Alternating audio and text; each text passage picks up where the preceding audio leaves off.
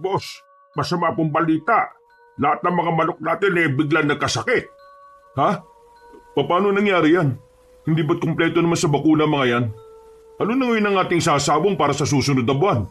Nagpapakondisyon nga tayo ng mga panabong para sigurado panalo Hindi ba? Hindi ko nga rin po alam, boss Basta, nang bigyan ko sila ng patuka kanina, nakita kong matatamlay sila. Parang ilang araw na lang ang itatagal nila Hindi ito maaari. O sige, halika. Samahan mo ako at pumunta tayo sa manukan. Ngayon din. Hindi ako naniniwalang likas ang kanilang pagkakasakit Ano po ba ang ibig niyong sabihin, boss? Malakas ang kutob ko na may gumawa ng paraan para magkasakit sila.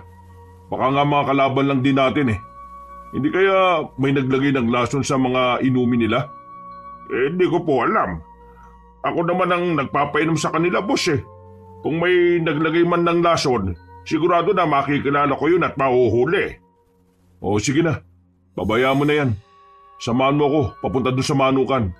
Aalamin natin kung ano yung posibleng rason ng pagkakasakit nila. Ipapatawag ko na rin ang kaibigan kong veterinaryo kapag malaman kung may sakit talaga sila. Tayo na po. At nang makita nyo ang kalagayan ng mga alaga natin. Pinuntahan ng dalawa ang manukan. Isa-isa nilang tiningnan ang mga alaga nilang tandang. At hindi makapaniwala si Carlito nang makita ang sitwasyon ng mga tandang niya. Lahat sila ay nanghihina at talatang hindi na magtatagal. Labis siyang nag-aalala sa mga yon dahil alam niyang malaki na rin ang nagastos niya sa mga panabong niya. Dahil hindi siya naniniwalang normal ang pagkakasakit ng mga alaga niya. Niyaya niya katiwala niyang si Mang Pepe na suyuri nila ang buong manukan. May nangyari na rin ganito dati sa isa kong kakilalang sabongero Lahat ng mga tandang niya namatay.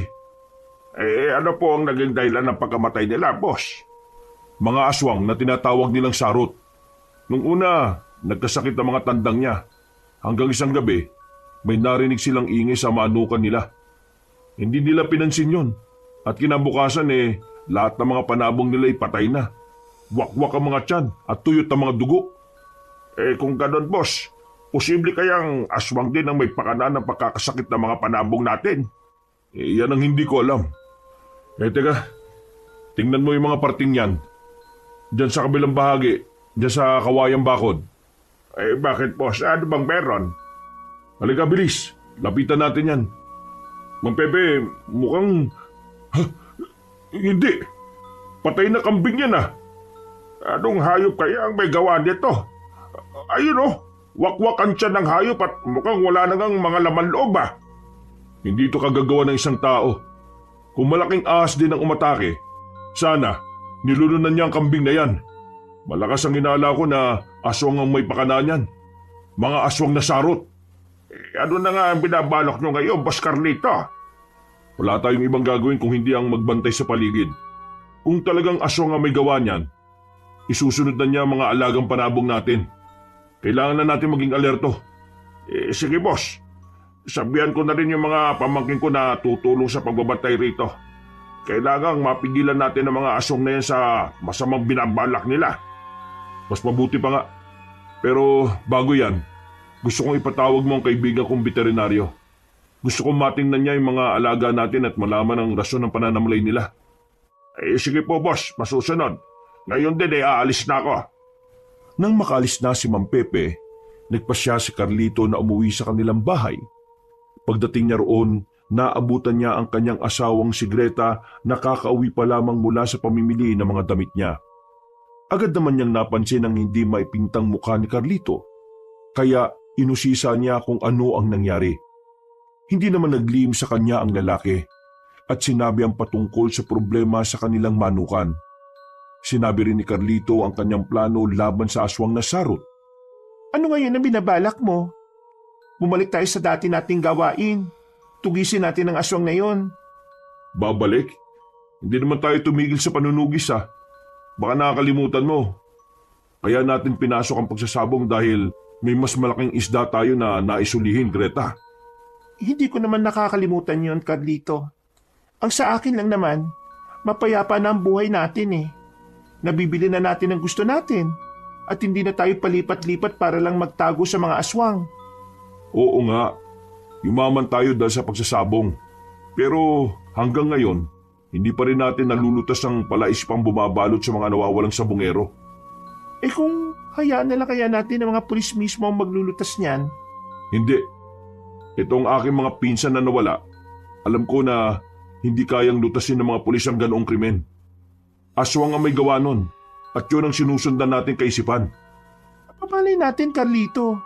Kaya pala hindi kayang resolbahin ng mga kinauukulan ng ganong kaso kasi sila rin mismo ang nagpasimuno nun. At malay mo, itinapon na pala sila sa lawa o mas malala pa, baka sa bunganga ng bulkan. Basta, aalamin ko kung sino may pakananon. Sa ngayon, ang problema na muna natin ang isipin natin. Kailangan mahuli natin ang aswang na nagiging banta sa mga tandang natin. Yun ang binabalak mo. Mamayang gabi, lalabas ako. Kailangang maaktuhan ko yung pag-atake ng mga sarot na yan. Ngayong gabi rin mismo, papatayin ko yun. At bakit ikaw lang? Gusto kong sumama. Hindi lang naman ikaw ang manunugis Isa pa, gusto ko din namang pagpawisan mamaya. Hindi ikaw ang bahala. Nagkakamali ang mga aswang na yan na manukan natin ang kanilang binalak na punteryahin. Huwag lang silang magpapahuli sa ako. Babalatan ko sila ng buhay. Noon din, hinasaan ni Carlito ang patalim niyang sinawit na ginagamit niya sa pagtugis ng mga aswang. Siya rin ang naghasa sa itak ni Greta. Pagkatapos niyang gawin ito, nagkataon din na dumating ang kaibigan niyang veterinaryo. Pinatingin niya ang mga tandang nila at mas tumibay ang hinala niyang aswang ang may pakana ng lahat dahil walang nakitang sakit ang doktor ng mga hayop. Ito na nga ba sinasabi ko eh. Ngayon, sigurado na talaga ako na mga sarot ang may gawa nito. Ano na ngayon ang binabalak mo, Boss Carlito? Nasabihan ko na rin po pala yung mga pamangking ko, ha? Mamaya pupunta na sila rito. Hindi na kailangan, Ma'am Pepe. Kami na ni Carlito ang tatapos sa inumpisahan nila. Kapag maraming tao sa manukan mamaya, baka mag-alangan ng aswang na pumasok. Tama si Greta, Ma'am Pepe. Ang mas mabuti pang gawin nyo, alamin nyo kung sino-sino ang posible na makakalaban natin. Kung yan ang gusto nyo, Boss Carlito, Madam Greta, yan ang masusunod. Sige po, magtatanong ako sa mga kakilala ko at baka may makuha akong impormasyon. Mabuti pa nga. Kailangan kasing manalo ang manok natin. May bibilin kasi akong bago at mamahaling bag Ay naku Greta, ilang beses ko naman sinasabi sa'yo na hindi mo naman kailangan ng mamahaling bag na yan Yan kasi ang uso sa mga mayayaman ngayon. Nakita ko nga rin kasi sa mga modelo na yan, ang bag nila Ano naman ang masama kung maghahangad ako noon? Hindi naman masama ang maghangad. Pero sana, isipin mo na luho lang ang mga bagay na yan. Alam mo Greta, ang mga material na bagay na yan hindi mo madadala sa kamatayan mo. Kaya kung ako sa'yo, itulong mo sa mga mahihirap ang pera mo. At anong gusto mo? Maging kagaya mo ko? Santo Carlito? Ay naku, tumigil ka nga dyan Greta. Ayaw ko lang na maging kagaya ka ng iba na dahil sa biglang pagyaman nag-iba na rin ang ugali. Greta, kahit na mayaman na tayo, nasa lupa pa rin dapat ang mga paa natin. Oo na, Carlito. Ikaw na ang tama at ako na mali. Pinapaya mo naman ako dito sa katiwala mo O sige na, Mang Pepe. Maaari ka nang umalis. Huwag mong kalimutan na sinabi ko, Mang Pepe ha. Kailangan din natin pag-aralan ng mga malalaking kalaban natin para sigurado panalo natin. Opo, Boss Carlito. Ako na po bahala. Sa mga susunod na linggo, may ibabalita na ako patungkol sa mga posibleng makakalaban ng mga manok natin. O sige, magaling Mang Pepe. O sige na, pwede ka nang umuwi. Kami na ni Greta ang bahala rito mamayang gabi. Teka po. Sigurado kayo na kayong dalawa lang ang aatupag sa posibleng banta ng aswang? At bakit? Wala ka bang tiwala sa amin? Sige na at magpaplano pa kami ng gagawin namin. Payukong umalis si Mang Pepe. Napailing na lang din si Carlito dahil sa sinabi ni Greta sa kanilang katiwala. Nang silang dalawa na lang ang naiwan sa kanilang bahay, masinsinan nilang pinlano kung paano nila mahuhuli hindi lamang ang mga sarot na nagbabanta sa kanilang manukan, kundi pati na ang posibleng pinuno ng mga yon na nag-utos para pestehin sila. Kinagabihan, pagkatapos nilang magapunan, inihanda na nila ang kanilang mga sandata. itak para kay Greta at sinawit naman ang hawak ni Carlito. Asawa ko, handa ka na ba? Oo naman. Isa ito sa matagal ko nang gustong gawin ulit. Ikaw lang naman ang hinihintay ko eh. Alam mo naman na hindi pa tayo sigurado kung sino talaga ang pinunong aswang na dapat nating tugisin, hindi ba? Pero ngayon, ramdam ko na malapit na natin siyang makilala. Sana, magiging tulay ang mga sarot na yan para malutas natin ang kaso na matagal na nating inaalam at sinusubukang resolbahin. Basta, mula noon hanggang ngayon, hindi nawawala sa akin ang isipin na aswang ang may pakana ng mga nawawalang sabungero. Balang araw, makakatagpo rin natin ang mga nagpasimuno nito. Kapag nangyari yan, magiging ligtas ang ibang sabungero at mabibigyan na rin natin ng hustisya ang mga namatay. Yan din ang iniisip ko, Greta. O sige na, tumuloy na tayo sa manukan. Sa bandang likod, doon kasi namin nakita ni Mang Pepe kanina yung patay na kambing eh. Patay na kambing? Paano nagkaroon ng patay na kambing doon? Yan nga rin ang iniisip ko eh. Pero hayaan mo na. Dahil sa hayop na nakita namin, tumibay ang hinala kong may mga sarot na umaaligid dito sa atin. At yan ang kailangan natin patayin para hindi na makapaminsala ulit. O sige na, baka mamaya magtagumpay sila sa kanilang binabalak. Nang makalabas na sina Carlito sa kanilang bahay, dumiretso sila sa manukan. Kahit pa na medyo malayo pa sila roon, napansin na nilang kakaiba ang ihip ng hangin. May iilang ingay ring naririnig si Carlito, kaya naisip niyang baka may aswang nang nakapwesto sa labas ng manukan nila at nakahandang umatake. Dahil dito, maingat silang pumunta sa bandang likuran noon. Habang papalapit sila roon, may naaamoy silang malansa. Parehong natigilan ng mag-asawa at nagmatsyag na muna sa paligid. Walang ano-ano, may narinig silang kumakalusko sa hindi kalayuan. Huwag ka munang gumawa ng ingay. Hintayin natin kung ano man ang kumakaluskos na yan. Ay handa mo na lang yung itak mo. At nang... Tingnan mo, Carlito! Doon! May 4 na nagbabagang mga mata. Nagmamadyag sila sa paligid. Magtago tayo na mabuti. Bilis!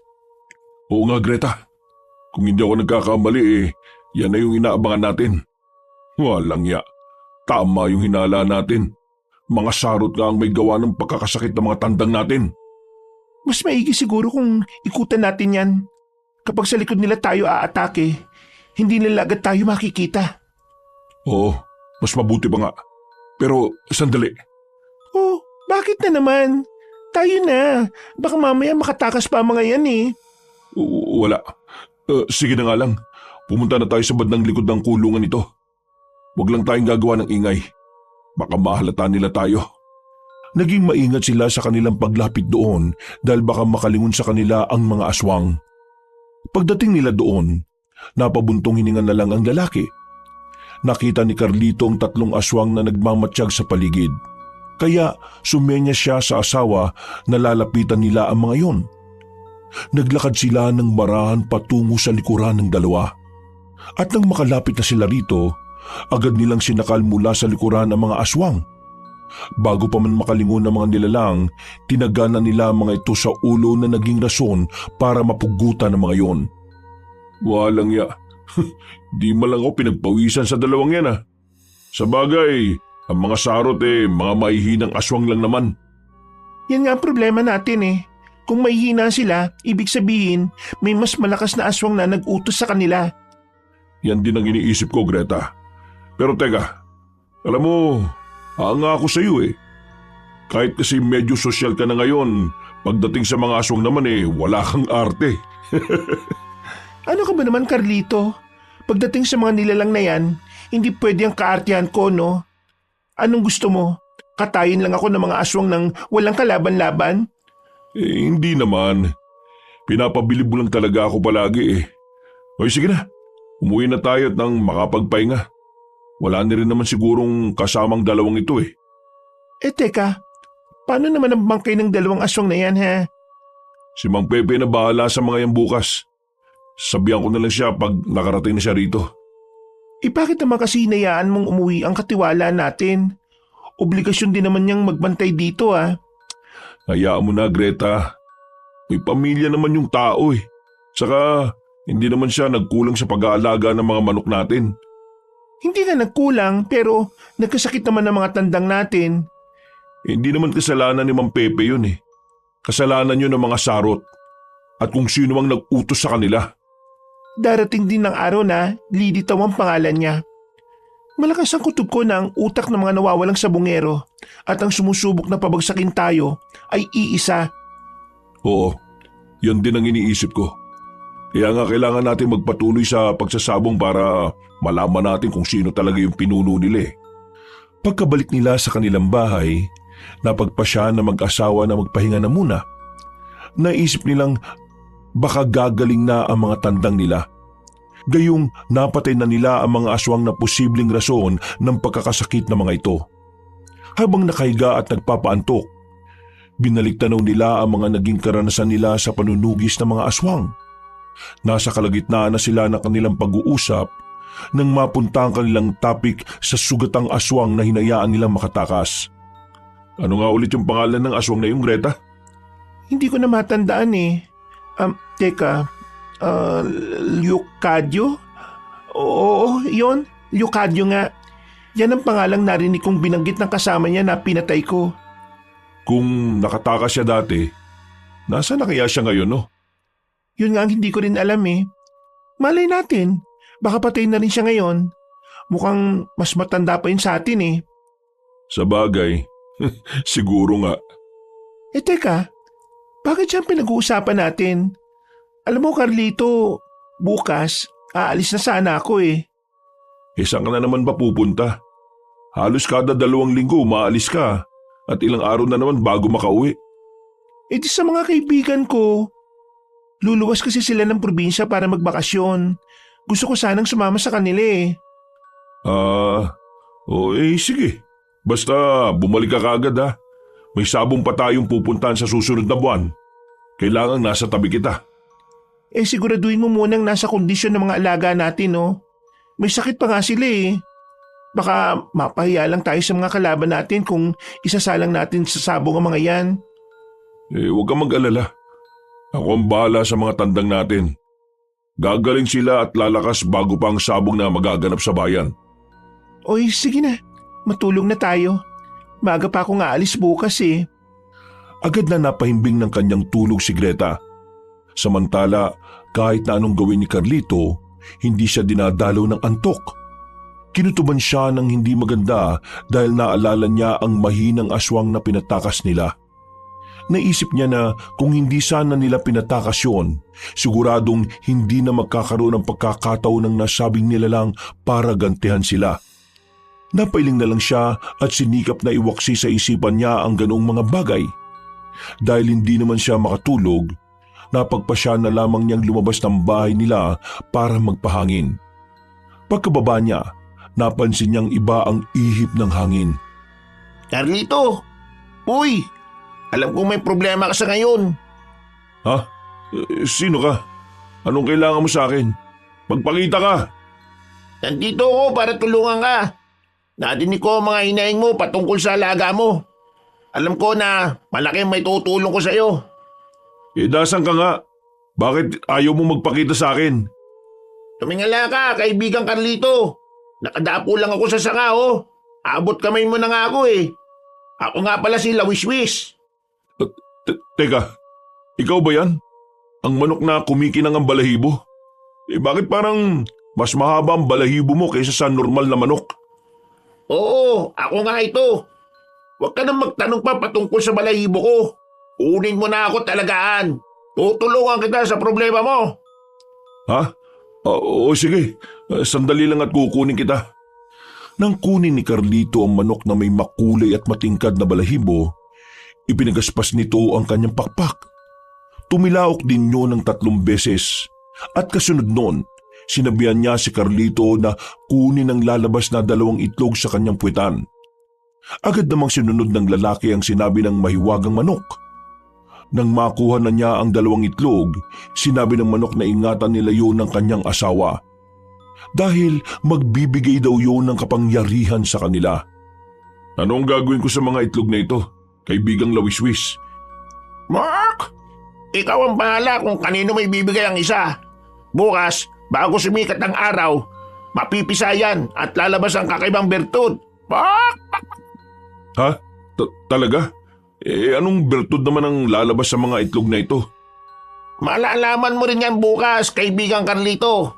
Sa ngayon, magpahinga ka na muna sa loob ng bahay ninyo. Paano ka naman? Teka, dadali na muna kita sa manukan at dun ka na muna maghanap ng madadapuan.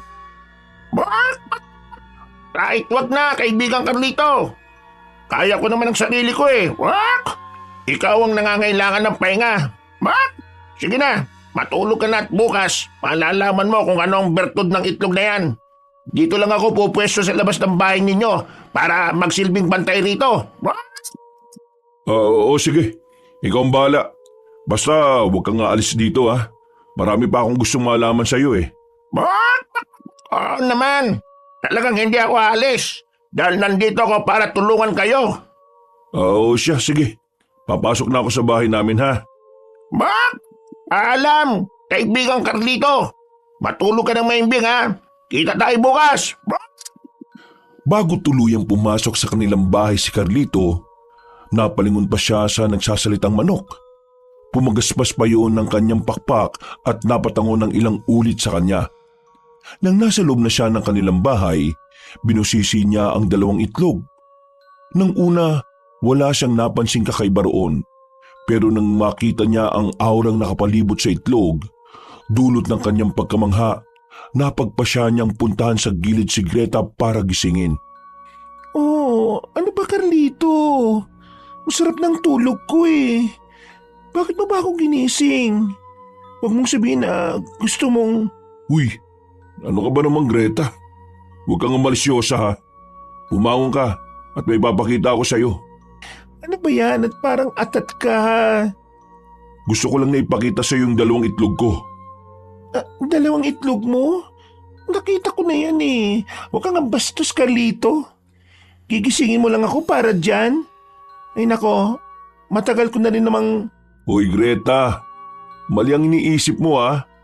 Ito 2 itlog na ibinigay sa akin nila Wiswis. Tingnan mo nga muna to. 2 itlog nga. At ang puti. Teka, sinong lawiswis ba yung tinutukoy mo ha? Yung mahiwagang manok na nakilala ko sa labas ng bahay natin kani-kanina lang. Ang sabi niya tutulungan daw niya tayo sa problema natin. Mahiwagang manok? Paano naman siya tutulong sa atin? Ewan ko. Baka sa pamamagitan ng mga itlog na ito. Itong isa, para sa iyo. Ilagay mo sa ibabaw ng uluhan mo bago matulog. Ayon sa kanya bago sumikat ang araw mapipisayan at lalabas dyan ang bertud. Bertud? Anong bertud? Ay naku, nagpapaniwala ka naman dyan eh. Sabihin mo nga sa akin Carlito, nagdodroga ka ba? Aba hindi Totoo sinasabi ko. May nakausap akong mahiwagang manok sa labas ng bahay. O sige na, matulog na nga muna tayo. Bukas, ipapakilala kita sa kanya. Ang itlog ingatan mong huwag mabasag. Natulog ang mag-asawa habang ang itlog na ibinigay nila Wiswis sa kanila ay inilagay nila sa ulunan nila. Dahil sa pagod, nakatulog din ng mahimbing si Carlito. Nagising siya nang may tumama ng sinag ng araw sa kanyang balat. Nang makita niyang himbing pa rin sa pagtulog si Greta, hinayaan na muna niya ito. Tiningnan niya ang mga itlog at namulagat ang mga mata niya nang pisa na ang 2 itlog. Napansin niyang naging mas masigla siya.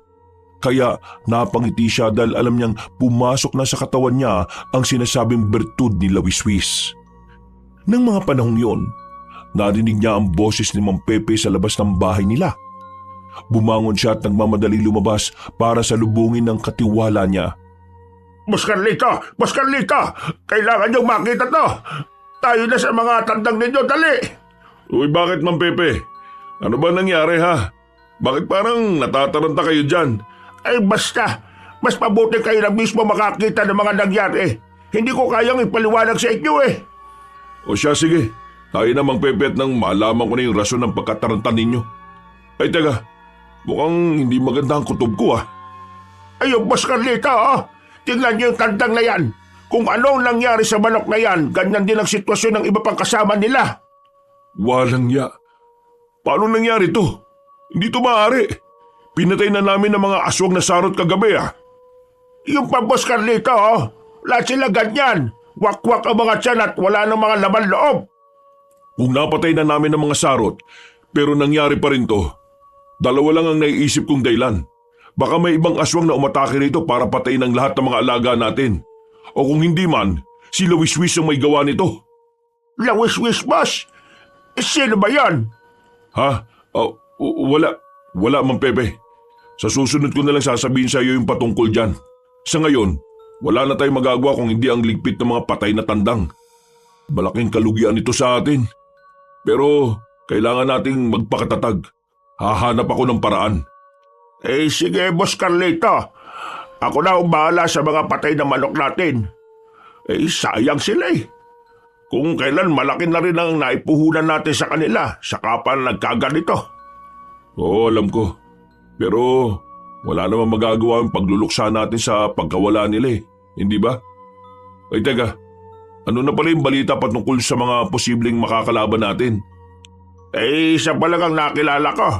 At malaki ang posibilidad na sasali siya sa gaganaping sabong sa bayan. Sino? Mahuhusay ba yung lahi ng mga tandang niya? Si Don Leocadio, isang mayamang negosyante ng mga karne. Mga nasa 3 taon pa lang siya nung pasukin niya yung pag-aalaga ng mga tandang. At lahat daw ng mga inilaban niyang manok nananalo. Don Leocadio? Pamilyar sa akin ang isang yan ah. Sigurado ka bang yan talaga pangalan niya? Boss, Don Leocadio. Sa katunayan nga nandun yung isa kong pamangking binatilyo na si Lucas. Mabuti naman kung ganon. Teka, maasahan ba natin sila? Baka mamaya mas kakampihan pa nila ang Don Leocadio na yun. Hindi, Boss Carlito. Malupit si Don Leocadio. At marami na rin siyang pinatay. Natatakot lang talaga sila Lucas kaya hindi sila makaalis doon kung ganon, makakakuha tayo ng impormasyon sa kanila patungkol dun sa Don Leocadio na yan. Huwag kayo mag-alala, boss. Kapag may oras dadalhin ko siya rito at nang kayo mismo makapag-usap. Sige, mabuti ang naisip mo, Mang Pepe. Sige, ilibing niyo na muna yung mga patay na manok na yan. Baka langawin pa yan dito Sige, Boss Carlito, masusunod po. Nang makalis na si Mang Pepe, hinanap ni Carlito ang maywagang manok na nakausap niya. Nakita niya itong abala sa panunuka ng uod, kaya nagmadali siyang lumapit dito. Napalingon naman sa kanya ang maywagang manok at agad na ipinagaspas ang kanyang mga pakpak. Lumipad din ito ng ilang beses. Tanda na nasisiyahan itong makita si Carlito. Ikaw, Carlito! Ang aga mo yatang gumising! Magtapat ka nga sa akin, manok. Ikaw ba pumatay sa mga tandang namin? Pinatay na namin yung mga aswang na nagbabantang pumasok sa manukan namin Aba, wala akong kinalaman dyan Pero alam ko kung ano ang umatake sa mga manok mo, kaibigang Carlito.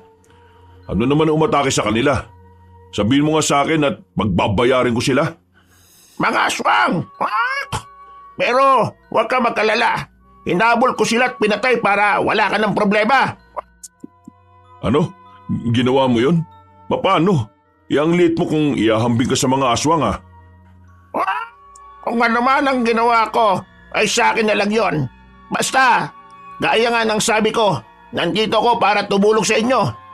Kung alam ko lang na susugurin ng mga aswang ang manukan mo, edi nagawa ko na sana agad ng paraan. Basta, sigurado kang wala kang kinalaman Sino sa palagay mo ang nag-utos sa mga aswang na yon?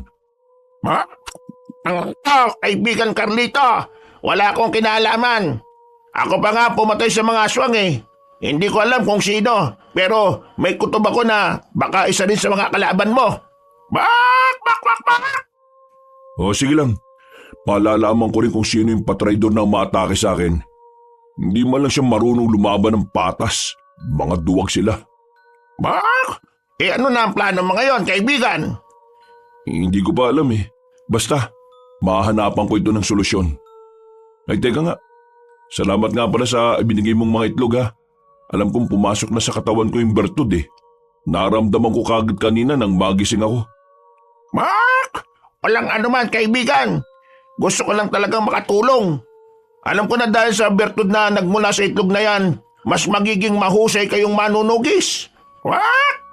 Teka, paano mo nalaman ng mga manunugis kami? Bak, ano ka ba? Isa akong engkantadong manok, no? At madalas ko kayong sinusubaybayan. Ngayon lang ako nagpakita kasi alam ko na kailangan nyo kagaya ko. Bak! Sabihin mo lang kung anong ipapagawa mo sa akin, gagawin ko. Ano kaya kung ikaw na lang ang ipangsabong namin sa susunod na buwan? Makakaya mo bang lumaban? Sabong? What? Oo naman, no? Sa amin, ako madalas ang manalo. Kaya makakaya kong labanan ng mga manok dito nang walang kahirap-hirap. Bak! Mabuti kung ganun. O sige, ganito sa mga susunod na araw, ipapakondisyon kita. Pero huwag kang magsasalita ha. Ah, sige, kaibigan Carlito. Kung yan ang gusto mo, yan ang masusunod. Nasa kalagitnaan sila ng kanilang pag-uusap na makarinig ng mga yabag si Carlito. Napalingon siya at napalunok ng laway nang makita si Greta na papalapit sa kanila. Naging salita ng pagtitig niya sa lalaki at sa manok na kaharap nito. Yan ba sinasabi mo sa akin kagabi, Carlito? Siya ba si Louis Swiss? Ha? Oo, Greta. Siya yung sinasabi kong maiwagang manok. Magmula ngayon, siya na ang magiging alaga natin. Magandang araw, kaibigang Greta. Ako nga pala si Louis Swiss, ang tandang na mabait, pero sa labanan ay mabagis. Eto, panoorin mo ang sayaw ko. Kaibigan, tingnan mo, oh. Kahanga-hanga ka naman, Louis Swiss. Tama na yung pagsasayaw mo at mapapagod ka. At teka, Carlito, totoo ba sinabi sa akin ni Mang Pepe? Patay na daw lahat ng tandang natin? Oo, Greta. Kaya wala sana tayong panlaban sa susunod na buwan. Pero dahil nagpresenta si Louis Swiss, siya na ang panlaban natin. Bak! Tama si kaibigang Carlito. Ako na ang ilalaban nyo. Pero basta, may parte ako kapag nanalo tayo, ha? Bak! Aba, at ano naman ang gusto mong maging pasahod namin sa'yo? Bak! Gusto ko ng isang inahin, yung maganda ang balahibo, matinis ang boses kapag pumuputak, at magaganda rin ang mga mata. Bak! Huwag ka mag-alala. Pagkatapos ng laban maghahanap kami ng magiging kapares mo, Louis Swiss. Hindi na nagawang umalis ni Greta dahil naaliw siya sa bago nilang alaga. Magmula noon, ipinakondisyon nila si Louis Swiss kay Mang Pepe. Para hindi pag-interesa ng tandang, hindi nila ito pinagsalita kapag may ibang tao. Halos araw-araw ay kung ano-anong ehersisyo ang pinapagawa nila sa mahiwagang tandang para mas lalo itong lumakas. Hindi naman nagrereklamo si Louis Swiss at natutuwa pa nga siya sa mga ginagawa nila. Isang gabi, napabangon na lang bigla si Carlito nang makarinig siya ng mga kalampagan sa labas ng kanilang bahay. Nagmadali siyang lumabas at nang naroon na siya, Boss Carlito, tulungan niyo kami ni Lucas. Inahabol kami ng mga aswang. "Mga aswang? Nasaan na sila, Mang Pepe?" Baka nandyan lang sa paligid at nag-aabang sa amin. Maawa po kayo sa amin, papatayin nila kami. Bakit? Ano bang naging kasalanan niyo sa kanila? Baka inagrabyado niyo sila, ha? Hindi po. Natuklasan ko kasi na yung amo ko ay isang aswang at narinig ko yung usapan nila patungkol sa mga nawawalan sa bungero. Siya nga pala, Boss Carlito. Siya si Lucas, ang pamangkin ko. At ang tinutukoy niyang amo ay walang iba kung hindi si Don Leocadio. Siya. Sige, pumasok na muna kayo sa bahay. Tayo na. Kukunin ko lang yung sinawit ko at titingnan ko kung may aswang nga sa labas. Salamat po, Boss Carlito.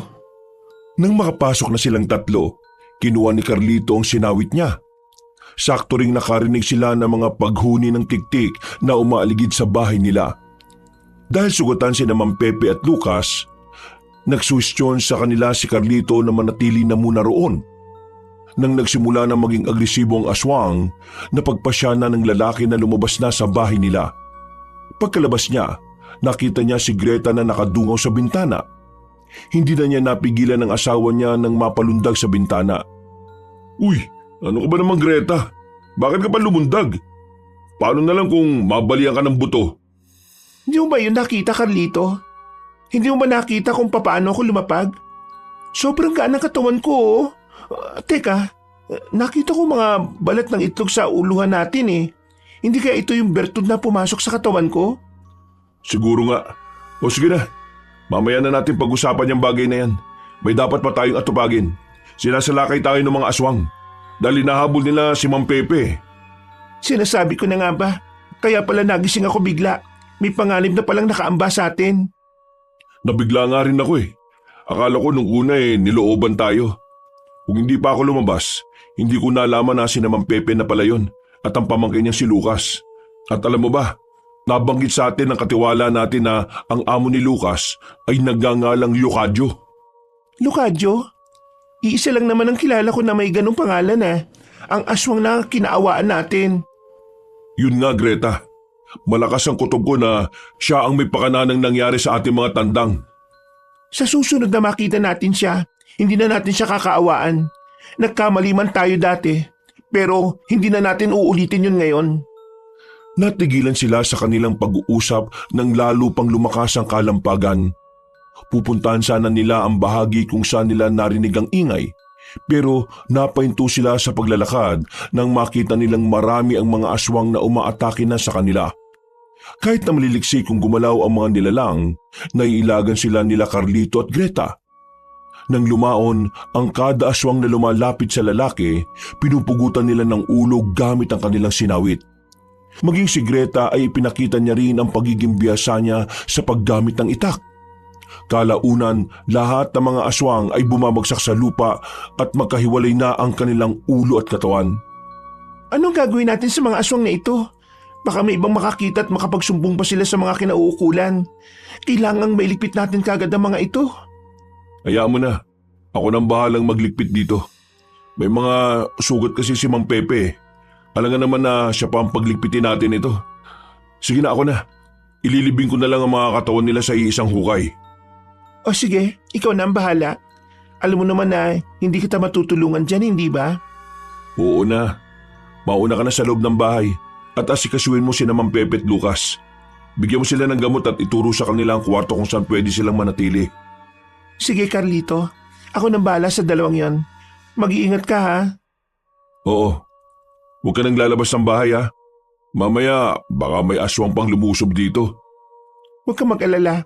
Ako ang bahala sa kanilang dalawa. Hindi ko sila pababayaan. Naunang pumasok sa loob ng kanilang bahay si Greta. Minabuti naman ni Carlito na ipunin muna ang mga katawan ng aswang para magiging madali sa kanya kapag nakapaghukay na siya ng libingan. Nasa kalagitnaan siya ng kanyang ginagawa nang makarinig siya ng pagaspas ng pakpak. Kasunod nito, may lumapag sa likuran niya. Dulot ng pagkagulat, napaigtad siya sa lingon para alamin kung ano yon. Walang iya ka talaga, Lawiswis. Ang bungakala ko may aswang nang lumapag sa likuran ko at aatake sa akin. Kau lang pala. Oh, bakit nandito ka? Dapat nagpapahinga ka na ron dahil may nalalapit ka ng laban. Ha? Pagka-alala sa akin, kaibigang Carlito. Alam ko na nahihirapan ka at napapaisip pa kung paano mo ililibing ang mga bangkay ng aswang na yan. Hayaan mo kung tulungan ka. Tulungan? Sa papanong paraan? Ako nang bahalang maghukay ng malalim. Kapag malalim ang hukay, hindi sisingaw ang amoy ng mga yan. At walang makakalata sa ginawa ninyo ni Greta. Makakaya mong gawin yan, Lawiswis? Oo naman. Sige, iisa-isayin kong dali ng katawan at ulo ng mga aswang doon sa ilalim ng puno ng akasya. Mauna ko ron. At pagdating mo ron, may nagawa na akong libingan para sa mga yan. Sigurado ka? O sige, sandalit iisa-isayin ko silang dalhin doon. Mauna na ako ron, kaibigang Carlito. Makalipas ang halos 2 minuto, sinimulan na ni Carlito ang pagdadala sa mga bangkay ng aswang sa ilalim ng puno ng akasya. Pagdating niya roon, namangha siya nang makita ang malalim na hukay na sa tansya niya ay mahigit sa 20 talampakan ng lalim. Napatras na lang siya nang biglang lumipad pa ibabaw ang mahiwagang tandang. Lumapag yun sa harapan niya at pumagaspas ng kanyang mga pakpak. Ang galing mo, Lawiswis. Paano mo nagawa yun?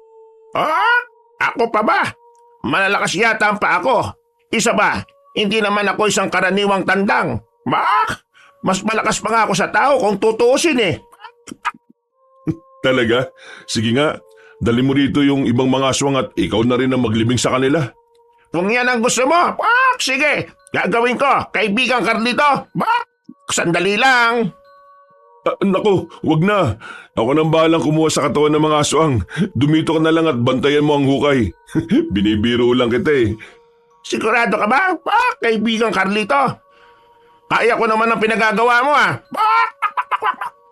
Oo, ako nang bahala. Mamaya baka may makakita pa sa'yo at hulihin ka. Alalahanin mo na may dadaluhan pa tayong sabong sa bayan ha. Sige, dito lang ako at magbabantay. Baka may aswang na nagmamatsyag sa atin eh. Ako na ang bahala kung meron man. Salamat kaibigan. Sandali lang at dadaling ko muna rito yung katawan ng mga aswang para mailibing na natin. Sige kaibigan. Ako na ang bahala magtabo ng libingin na to mamaya. Dinala ni Carlito ang lahat ng bangkay ng mga aswang saka itinapon sa hukay. Nang lahat ng katawan ay nasa hukay na, mabilis na kumahig sila wiswis hanggang sa tuluyan ng natabunan ng hukay. Nang masiguro nilang hindi na matatagpuan nino man ang pinaglibingan nila ng mga aswang, dumapo ang mahiwagang tandang sa balikat ni Carlito. Pagkatapos nito, nagsimula na siyang maglakad pa uwi sa bahay nila. Ibinalik niya ang tandang sa kulungan nito. Saka siya pumasok sa tirahan nila para magpahinga. Kinabukasan, Ma'am Pepe, Lucas, masakit pa rin ba ang mga sugat ninyo? Huwag kayong mag-alala. Lahat ng mga aswang na humabol sa inyo nasa hukay na. Hindi na masyado, Boss Carlito. Salamat at pinatuloy niyo kami dito ng pamangking ko. Mga hayop na aswang na yun, muntikan na nila kaming mahuli ah. Talagang malas lang po nila dahil nakatakas tayo. Teka, ikaw ba si Lucas na nagtatrabaho kay Don Leocadio? Oo, Greta. Siya yan. At marami siyang alam na lihim ng kanyang amo. Tama po. Ilang buwan ding nanilbihan sa kanila si Lucas eh. At nagkataon na nangangailangan si boss ng impormasyon tungkol sa magiging kalaban natin. Sige na Lucas, sabihin mo nga ulit ang mga nalalaban mo. Sige po. Ganito po kasi yon. Habang nagiinuman sila, nabanggit po ni Don Leocadio na pinatay nila at kinain ng mga laman-loob ng mga nawawalang sabongero. Sinabi rin niya na mga aswang ang lahat ng mga tauhan niya. Nakita ko nga po yung pagbabagong anyo niya eh. Teka, ang Don Leocadio ba na yan may peklat sa kaliwang pisngi tapos bulag ang kanang mata? Opo, Madam Greta. Siya nga yan. Paano niyo po nalaman ang patungkol sa kanya? Carlito, ikaw na nga lang ang magsabi ng tungkol sa duwag na aswang na yan. Ang Leocadio na yan ay ang aswang na nakalaban namin dati. Nagkaroon siya ng peklat dahil sa pagtaga ni Greta sa kanya muka. Nagmakaawa siya na huwag namin siyang papatayin at nangako siyang magbabago. Ang walang iya, nagbago nga. Mukhang malaking isda na siya ngayon eh. Ang akala niya siguro hindi natin siya mahuhuli. Darating ang araw na makakaharap din natin siya. Hindi bale, malapit na ang araw ng sabong sa bayan. Sigurado na makakarating din siya doon. May isa pa po pala akong nalaman tungkol sa kanya, Boss Carlito. Ano yun, Lucas? May narinig akong sabi-sabi na may alaga raw siyang isang tandang. Hindi raw yung karaniwan. Isang aswang raw yun at yun ang nagpayaman sa kanya. Kung may tandang siya, meron din ako. Ipagdasal na lang natin na hindi kami ang maglalaban. Ilalampaso ni Luwiswis ang alaga niya. Nagpahinga na ang dalawa sa bahay ni na Carlito at Greta. Pinagtulungan nilang ikondisyon ang mahiwagang tandang ni na Carlito hanggang sa maging handa ito. Pagdating ng araw ng pagsasabong sa bayan, maaga pa silang umalis para pumunta roon. Dahil tinutugis pa ng mga tauhan ni Don Leocadio si Mang Pepe, nagpaiwan na muna sila at ang mag-asawang sabongero na lamang ang pumunta sa sabungan. Dala nila sila Wiswis na nooy sabik ng lumaban. Greta, magmatsyag ka sa paligid ha. Alamin mo kung nandito na si Leocadio at ang kanyang mga tauhan. Sige Carlito, ako nang bahala. Pabalik na lang ako rito kapag si Wiswis na yung isasabong. Teka sandali, Huwag ka magpapahalata ah. Sigurado ko na kahit matagal na nating nakaharap ang aswang na yun, matatandaan pa rin niya tayo. Wala kang dapat na ikatakot. Baka nakakalimutan mo, nasa atin ang bertud ng itlog ni Lawiswis. May protection tayo. Basta, iba pa rin ang nag-iingat. Hindi natin kilala ang mga kalaban natin. Umasa lang tayo sa palatandaang, Oh, bakit ka natigilan? Anong gusto mong sabihin? tingnan mo yung matandang nakasuot ng kulay itim na damit. May hinihitit ng tabako at may mga tauhang nakabuntot sa kanya. Hindi. May marka ang kaliwang pisngi niya. Hindi ko makakalimutan ang peklat na dulot ng itak ko. O sige na, huwag kang magpapahalata ah. Digitan mo sila at baka may makuha kang impormasyon mula sa kanila. Ako na ang bahala kay Lawiswis. Basta magkunwari tayong hindi magkakilala para hindi tayo napaghahalata. Sige, ikaw ang bahala. Basta mag-iingat ka rin, Carlito ah. Ikaw rin, huwag kang magpapalata sa kanila. Kailangang isipin nila na mga simpleng sabungero lang tayo. Oo, alam ko na kung ano ang gagawin ko. Mag-iingat ka nun, Greta ha. O sige na, aalis na ako at lalapit sa kanila. Napangiti na lamang si Carlito nang makalapit na sa pwesto ni Don Leocadio ang kanyang asawa. Nasa kalagitnaan siya ng kanyang pagmamasid sa paligid nang may lumapit sa kanya. Hinawakan nito si Lawiswis at sinabihan si Carlito na lalabanan ng tandang niya ang manok ni Don Leocadio. Namulagat naman ang mga mata at hindi na siya tumanggi pa. Napatitig pa siya sa manok ng amo ni Lucas at napansin niya na may kakaiba rin dito. Nagpaalam ang lalaki at lumapit kina Don Leocadio. Lawiswis, sigurado ka bang lalaban ka talaga? Baka mamaya kung ano pa mangyari sa iyo ha. Lalabanan mo mamaya yung manok ni Leocadio. Ma? Naman, kaibigan Carlito, sigurado ko, lalabanan ko yan. Hindi kita bibiguin. Ipapakita ko sa iyo kung paano ko ilalampas ang tandang niya. Pero kailangan mo pa rin mag-ingat ha. Aswang ang amo niya at sigurado na may itinatago ring lakas ang manok na yan. Tingnan na lang natin mamaya. Hindi ko siya aatrasan, kaibigan Carlito. Sana'y manalo ka, kaibigan. Malaki ang tiwala ko sa iyo. Pagkatapos ng laban niyo ng manok na yan, may iba pa tayong misyon na kailangan gawin. Ano bang misyon na yan, kaibigan Carlito? Aalamin natin ang katotohanan patungkol kay Don Leocadio. Kailangan matigil na ang mga ginagawa niyang pagpatay sa mga sabongero. Ano ngayon ang plano mo pagkatapos ng sabong? Tutugisin ko sila at papatayin. Hindi ako papayag na magpapatuloy pa ang krimen na ginagawa nila. Marami na mga biktima nilang sabongero at hindi ako papayag na madagdagan pa yon. Kung ganon, kailangan ko ng matalo ang manok nila.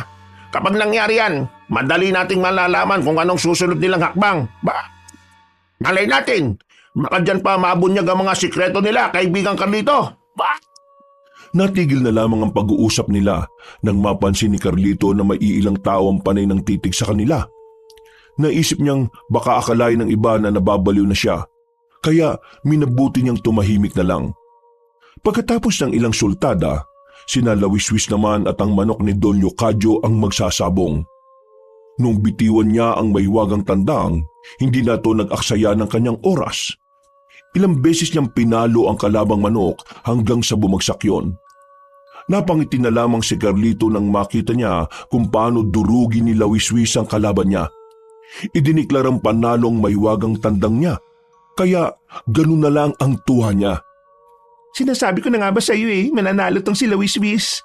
Hindi hamak na mas magandang forma ng manok natin kaysa sa tandang ni Don Leocadio. Ayun durog ang ulo. Kaya nga tingnan mo yung mukha nila, parang mga kinulumos sa papel. Hindi na maintindihan kung anong emosyong meron sila Pero alam mo ba, Carlito, may narinig ako kanina sa isa sa mga tauhan ni Leocadio, ni Don Leocadio. O ano naman yung Greta? May nakuha ka bang impormasyon sa kanila? Base sa narinig ko, may isang manok daw si Don Leocadio na siyang nag-iingat ng kanyang buhay. Bale, ganito raw. Hawak ng manok na yon ang buhay ng aswang. Teka, hindi kaya ang manok na nakalaban ni Lawiswis ang tinutukoy mo? Malamang hindi. Kung namatay ang manok na yan, sana namatay rin ang aswang na yon. Teka, nasa na pala yung manok ni na Don Leocadio? Sandali lang. Titingnan ko kung anong nangyayari sa manok na yon. Sigurado ako na pinagluluksa. Huli ka na, kaibigang Carlito. Kinuha na nilang manok na nakalabang ko. At alam mo ba, nakita kong may kung anong ibinulong doon si Don Leocadio. Muli siyang nabuhay. Ha? Muling nabuhay? Paano kaya nangyari yon? Hindi kaya totoo ang narinig ko? Kung totoo man ang narinig mo at nagawa nilang buhayin ulit ang manok, ibig sabihin, siya nga ang tandang na nag-iingat sa buhay ni Don Leocadio. Posible na hindi ulong kahinaan niya. Ano naman ang kahinaan nun? Yun ang aalamin natin. O teka, tapos na rin naman pala ang laban ni Wiswis. Mas mabuti siguro kung uuwi na lang tayo. Panalo na rin naman tayo eh. Nang makuha nila ang napanalunan nila, nagpasya na sina Carlito na umalis na sa sabungan. Dahil sa dami ng naging sultada bago ang naging laban ni Wiswis, inabot na sila ng pagdilim ng paligid. Sasakay na sana sila sa sasakyan nila nang makita nila si Don Leocadio. Napansin din sila ng may katandaang lalaki, kaya humakbang ito ng papalapit sa kanila. Kayo pala ang may-ari ng tandang na tumalo sa alaga ko, ha? Teka, ano bang pangalan ninyo? Siya nga pala. Ako nga pala si Don Leocadio. Oo, kami yun. At talagang minalas ang manok ninyo. Isipin mo yun, dinurog lang ni Wiswis ang ulo niya. Saan na ba yung manok nyong yon? Huwag niyong sabihin na binuhay niyo yun ulit. Bakit? Ganun ba kahalaga yun? Teka, mukhang pamilyar ang mukha niyong dalawa. Nagkita na ba tayo? Sa totoong buhay, parang hindi pa. Baka napanaginipan mo lang kami. At ang araw na ito. Ako nga pala si Greta at ito naman ang aking asawang si Carlito. Kung wala ka ng kailangan, pwede bang umalis na kami? Uwing-uwi na kasi kami eh. Huwag ka magmadali. Nakikipagkaibigan lang naman ako, ha? Teka, mukhang magaling yung alaga niyong tandang, ha? Ano kaya kung biling ko yan? Hindi namin ipinagbibili tong si Wiswis. 5 milyon. Bibiling ko yan ng 5 milyon. May pera pa ako sa sasakyan. Hindi namin pinagbebenta ang tandang namin. Hindi namin ipinagkakatiwala ito kahit na kanino. O sige, 10 milyon. Kaso 5 milyon lang ang nasa sasakyan ko eh. Kaya sumama na muna kayo sa mansyon ko at doon ko ibibigay ang natitirang 5 milyon. Mukhang malaking halaga na yan, Don Leocadio ah. Mayaman ka nga, kagaya ng narinig ko. Halos doble mo pa siguro ang yaman naming mag-asawa eh. Doble? Sa lagay niyong yan, doble lang ang yaman ko sa pera ninyo. Baka nga 100 ulit pa akong mas mayaman sa inyo eh. O ano, bayag na kayo? Pwede bang pag-usapan muna namin mag-asawa ang bagay na yan? Nang kami lang? O sige. Maghihintay ako sa inyo sa sasakyan ko. Lapitan lang ninyo ako ron kapag nakapagpasya na kayo, ha? Nang makalis na si Don Leocadio, masinsinang nag-usap sina Carlito at Greta. Nakisali na rin sa kanila si Wiswis na nooy mas hininaan pa ang boses para hindi marinig.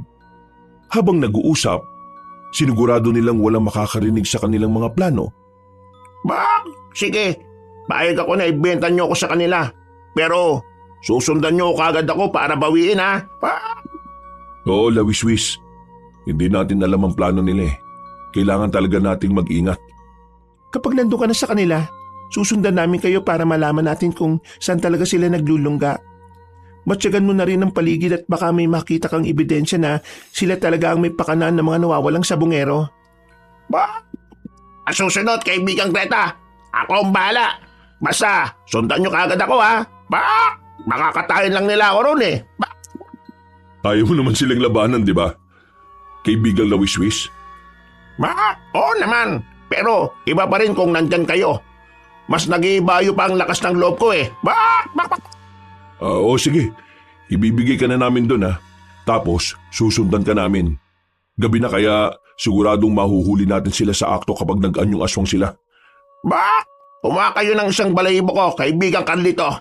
Mamaya, kapag malapit na ako, magliliwanag yan. Ang balahibo ko magiging tanda natin sa akin naroroonan ko. O sige, kaibigang Wiswis. Sandali lang. Basta huwag ka magsasalita kapag nasa poder ka na nila. kailangang isipin nila na walang espesyal sa'yo. Bakit? Huwag kang makalala, kaibigang Carlito. Akong bahala.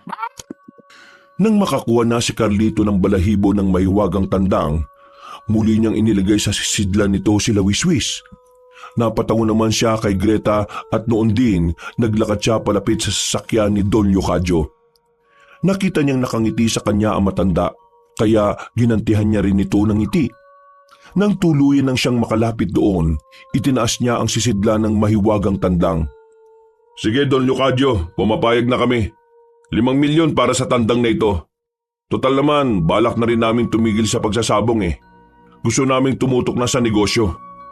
Aba, mabuti naman kung ganoon, Juanito. Carlito po ang pangalan ko, Don Leocadio. Carlito. Ay, pasensya na. Mabuti naman Carlito at pumayag kayong mag-asawa. Huwag kayong mag-alala. Hindi kayo magsisisi na sa akin ninyo ibinenta ang tandang na yan. Aalagaan ko siya higit pa sa pag-aalaga ninyo. Sana nga, Don Leocadio. Basta, alagaan niyo siya ha. Mahalaga sa amin ang tandang na yan. Ako ang bahala. Oy, teka. Akin ang manok at ibibigay ko na sa inyo ang 5 milyon. Ito rin ang 5 milyon. Sigurado ba kayong 5 milyon lang? Ayaw nyo ng 10 milyon? Hindi na ho, Don Leocadio. Sapat na sa amin ang 5 milyon. O di sige, hanggang sa susunod nating pagkikita, Juanito. Carlito nga po. Sige na ho, aalis na rin naman kami at uuwi. Kayo nang bahala sa tandang namin si Lawiswis ha. Lawiswis ha? O sige na, nagmamadali na rin kasi kami. May transaksyon pa kaming hahabulin. Sige ho, ingat ho kayo, Don Leocadio. Baka mawala rin kayo kagaya ng ibang sabungero eh. Ingat ho kayo. Kayo rin, Carlito. Ingat sa pag-uwi. Nang makalis na ang sasakyan ni na Don Leocadio, nakita ni Carlito na may 3 lalaki na pilit na isinasakay sa kotse na ginagamit ng mga tauhan ni Don Leocadio. Kinutuban siya ng hindi maganda ron, kaya nagmadali siyang lumapit kay Greta. Sinabi niya ang napansin niya, at pareho sila ng iniisip. Para hindi sila madaling mahalata, hinayaan na muna nilang makalayo si Don Leocadio. Makalipas ang halos 10 minuto, nagkasundo silang mag-asawa na sundan sila. Inihanda na rin nila ang kanilang mga sandata para may panlaban sila kung sakaling magkaroon ng hindi inaasahang pangyayari. Teka, parang papunta ito sa liblib na lugar ah. Hindi kaya ron nagkukuta yung mga aswang na tauhan ng Leocadyong yon? Yan din ang hinala ko. Sundan na lang muna natin sila. Kapag tumigil sila, malalaman din natin kung anong sikreto nila. May 3 sabungero silang binihag eh, at hindi ba natin alam kung ano talaga ang gagawin nila sa mga yon. Aswang si Don Leocadio. Ano pa bang aasahan nating maging kapalaran ng 3? Eh di kakainin nila. Hindi ako naniniwala na basta lang nila kakainin ng mga sabungero. May mas malalim na rason kung bakit nandudukot sila. Sige lang, malalaman din natin kung anong ginagawa nila. Sa ngayon, kailangan nating mag-ingat para hindi nila tayo mahuli. Huwag kang mag-alala. Malayo-layo tayo sa kanila. Hindi nila tayo mapapansin kagad. Napakahusay talaga ng Leocadio na yan sa pagpili ng lugar. Walang katao-tao oh. Halos hindi na naabot ng kamyas na ng baryong ito Sino ba naman na mag-aakala na sa tahimik na lugar nito may mga nangyayaring hindi masisikmura ng mga normal na tao? Teka, mukhang tumigil na sila. Kung hindi rito ang kuta nila, sigurado na dito nila pinapatay mga sabungero. Mas mabuti siguro kung bababa na muna tayo. Kailangan malaman natin ang ginagawa nila nang hindi nila tayo napapansin. Oo, mas mabuti pa nga. Teka, malapit lang din dito si Lawiswis. Nagliliwanag ng bahagya yung balahibo niya eh. Dala ang kanilang sandata sa panunugis, bumaba sila sa sasakyan. Naglakad sila patungo sa bahagi kung saan tumigil sina Don Leocadio. Nang matanaw na nila ang mga yon, nagtago na muna sila. Namulagat na lang ang kanilang mga mata nang malaman nilang marami nang nagkalat na tauhan ng matandang sabungero. Nakita rin nila ang mataas na pader na nagsisilbing bakod sa lugar na yon. Kaya napagtanto niyang yun ang kinukuta ng sabungerong aswang. Kung maraming mga tauhan nila dito, ibig sabihin yan, dito mismo sa lugar na ito sila nagkukuta. Ang tindi naman ang seguridad nila kung ganon. Dito rin nila dinadala ang mga nawawalang sabungero. Ngayon, mas tumibay pa ang ating hinala. Kailangan na lang natin silang maaktuhan para magkaroon tayo ng matibay na ebidensya. Ano pang hinihintay natin? Mas lumapit pa tayo sa kanila, Carlito. Huwag muna. Tingnan muna natin yung mga tauhan niyang nagkalat. Mapupula ang mga mata eh. Ayun, nandun yung tatlo. Nandun yung tatlong tao na dinukot nila. Pumapalag. Pero hindi nila magawa. May mga takip na sako rin sa kanilang mga ulo. Aalamin natin kung ano mga binabalak nila sa mga yan. Isa pa sa pinangangambahan ko, baka hindi maganda ang plano nila kay Lawiswis. Wala kang dapat na ipag-alala sa alaga natin. Alam niya kung paano makipaglaban. At kaya niya ang sarili niya. Hudyat lang natin ang hinihintay niya para lumaban din siya. Ayun, Carlito. Pumasok na sila sa tarangkahan. Mataas nga lang ang pader kaya hindi ko na matanaw kung ano ang nasa loob. Nakapasok na sila Don Yocadio. Tayo na. Lapitan natin yung 10 tauhan niyang nakabantay sa labas ng tarangkahan. Ihanda mo ang sarili mo, Greta, ha? Kanina pa ako nakahanda. Sige na, sugurin na natin sila at patayin para mapasok na natin ang lugar na ito. Nang makita nilang walang gaanong nakatitig sa kanilang pinupwestuhan, patakbo silang sumugod sa mga tauhan ni Don Yocadio. Nagulat ang mga yon at dahil hindi sila nakapaganda, halos hindi na nila alam ang kanilang gagawin. Kahit na maliksik kung gumalaw ang mga tauhang aswang ng matandang sabungero, nagagawa silang pantayan ng mag-asawang manunugis. Kapag nakikita ni Carlito na natataga ng asawa niya ang mga aswang, agad niya itong nilulundagan sabay pugot ng ulo gamit ang sinawit niya. Kalaunan, nagkalat sa labas ng bakuran ni Don Yocadio ang mga katawan at ulo ng mga aswang. Wala na rin naging pakialam si Carlito kung tinalamsikan sila ng dugo. Teka, wala ka bang naulinigan sa loob ng bakuran? Parang may mga sigawan eh. Ano kayang meron? Bakit pa ba tayo nagtatanong sa isa't isa? Halika na, Carlito. Pasukin na natin at nang masaksiyan natin ang ginagawa ni Don Yocadio. Sandali lang. Kapag dyan tayo dadaan sa harap, makikita nila kagad tayo. Ano kaya kung pumunta tayo sa likuran at doon, tatalon tayo sa pader papasok? Wag na, dito na lang. Mas mabuting ang makita nila kagad tayo eh, para matapos na yung ginagawa nila. Kailangan pa nating iligtas si Lawiswis sa kanila. Kung ganon, sige. Pero kailangan natin maging maingat ha. Masisira ang diskarte natin kung makikita nila kagad tayo. At teka, sandali. Susubukan kong pakinggan ang mga ingay sa loob. Wala namang nakabantay dyan ah. Kung walang nakabantay dyan, baka may kung anong ginagawa sila sa loob. O sige na, Greta, pasukin na natin ang bakuran ng sabungerong aswang. Lumundag na tayo papasok. Mauna na ako. Sige, Carlito. Eto na, susunod na ako. Wala nga nakabantay dito. Tama ka, Greta. Iba talaga ang bertod ng itlog ni Lawiswis, no? Parang nag-iba yung lakas at liksi natin eh. Hindi lang yun. Tumalas din lalong pandaman natin. Oo nga. Teka, kung wala sila rito, saan kaya sila posibleng pumunta? Mukhang malawak ang bakurang ito. Tingnan muna natin sa bandang likuran.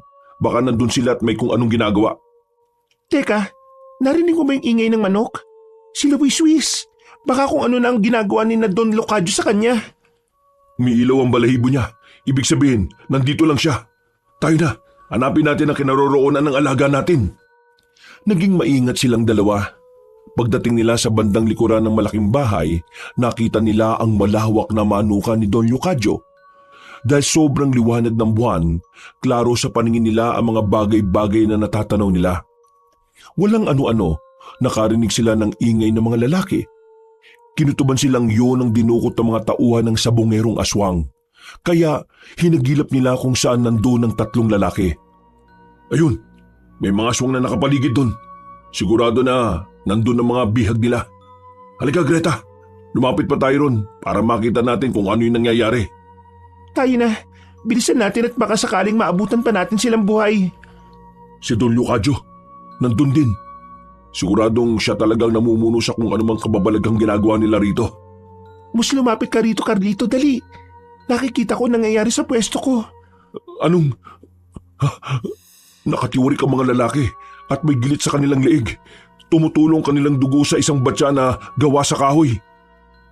Para saan naman yan? Kaya pa ba nating mailigtas sa mga lalaking yan? Malamang hindi na. May mga gilit na sila sa leeg at anumang oras babawian na sila ng buhay. Teka, Mukhang alam ko na kung anong gagawin nila sa dugo ng tao ah. Ayun oh, may papalapit sa kanila na isang aswang. May hawak siyang tandang. Kung ganon, baka ginagawa rin nilang aswang ang mga tandang nila para lalo silang maging mabangis. Ibig sabihin, nandudukot sila ng mga sabungero para ipainom ang dugo nila sa mga tandang at ipakain ng mga laman loob. Nasa kalagitnaan sila ng pagmamatsyag sa paligid nang hindi nila inaasahan may isang aswang na nagmula sa labas. Napasigaw siya at sinabi niyang may pumasok na 2 tao sa bakuran ni Don Leocadio. Nabahala naman ang mag-asawa, kaya inihanda nila ang kanilang sarili. Walang ano-ano, nakarinig sila ng pagaspas ng pakpak. Alam ni na Carlito na si Lawiswis yun, kaya sinipat nila ang paligid para malaman kung saan yun nagmumula. Ikaw nang balang maghanap kay Lawiswis, Greta. Haharapin ko ang mga aswang na yan para makuha ko ang atensyon nila. Baka kumapano ako. Sama na lang muna kitang makipaglaban sa mga aswang na yan. Kapag magkasama tayo, hindi nila tayo madaling matatalo. May kakaya naman si Lawiswis na lumaban, di ba? Magkamali lang sila mamaya, patay pa ang mga aswang na yan sa tandang natin eh. Sige, kung yan ang pasya mo. Total naman alam na ng mga aswang na yan ang presensya natin. At hinahanap na nila tayo. Lumabas na lang tayo dito at nang makaharap na natin sila.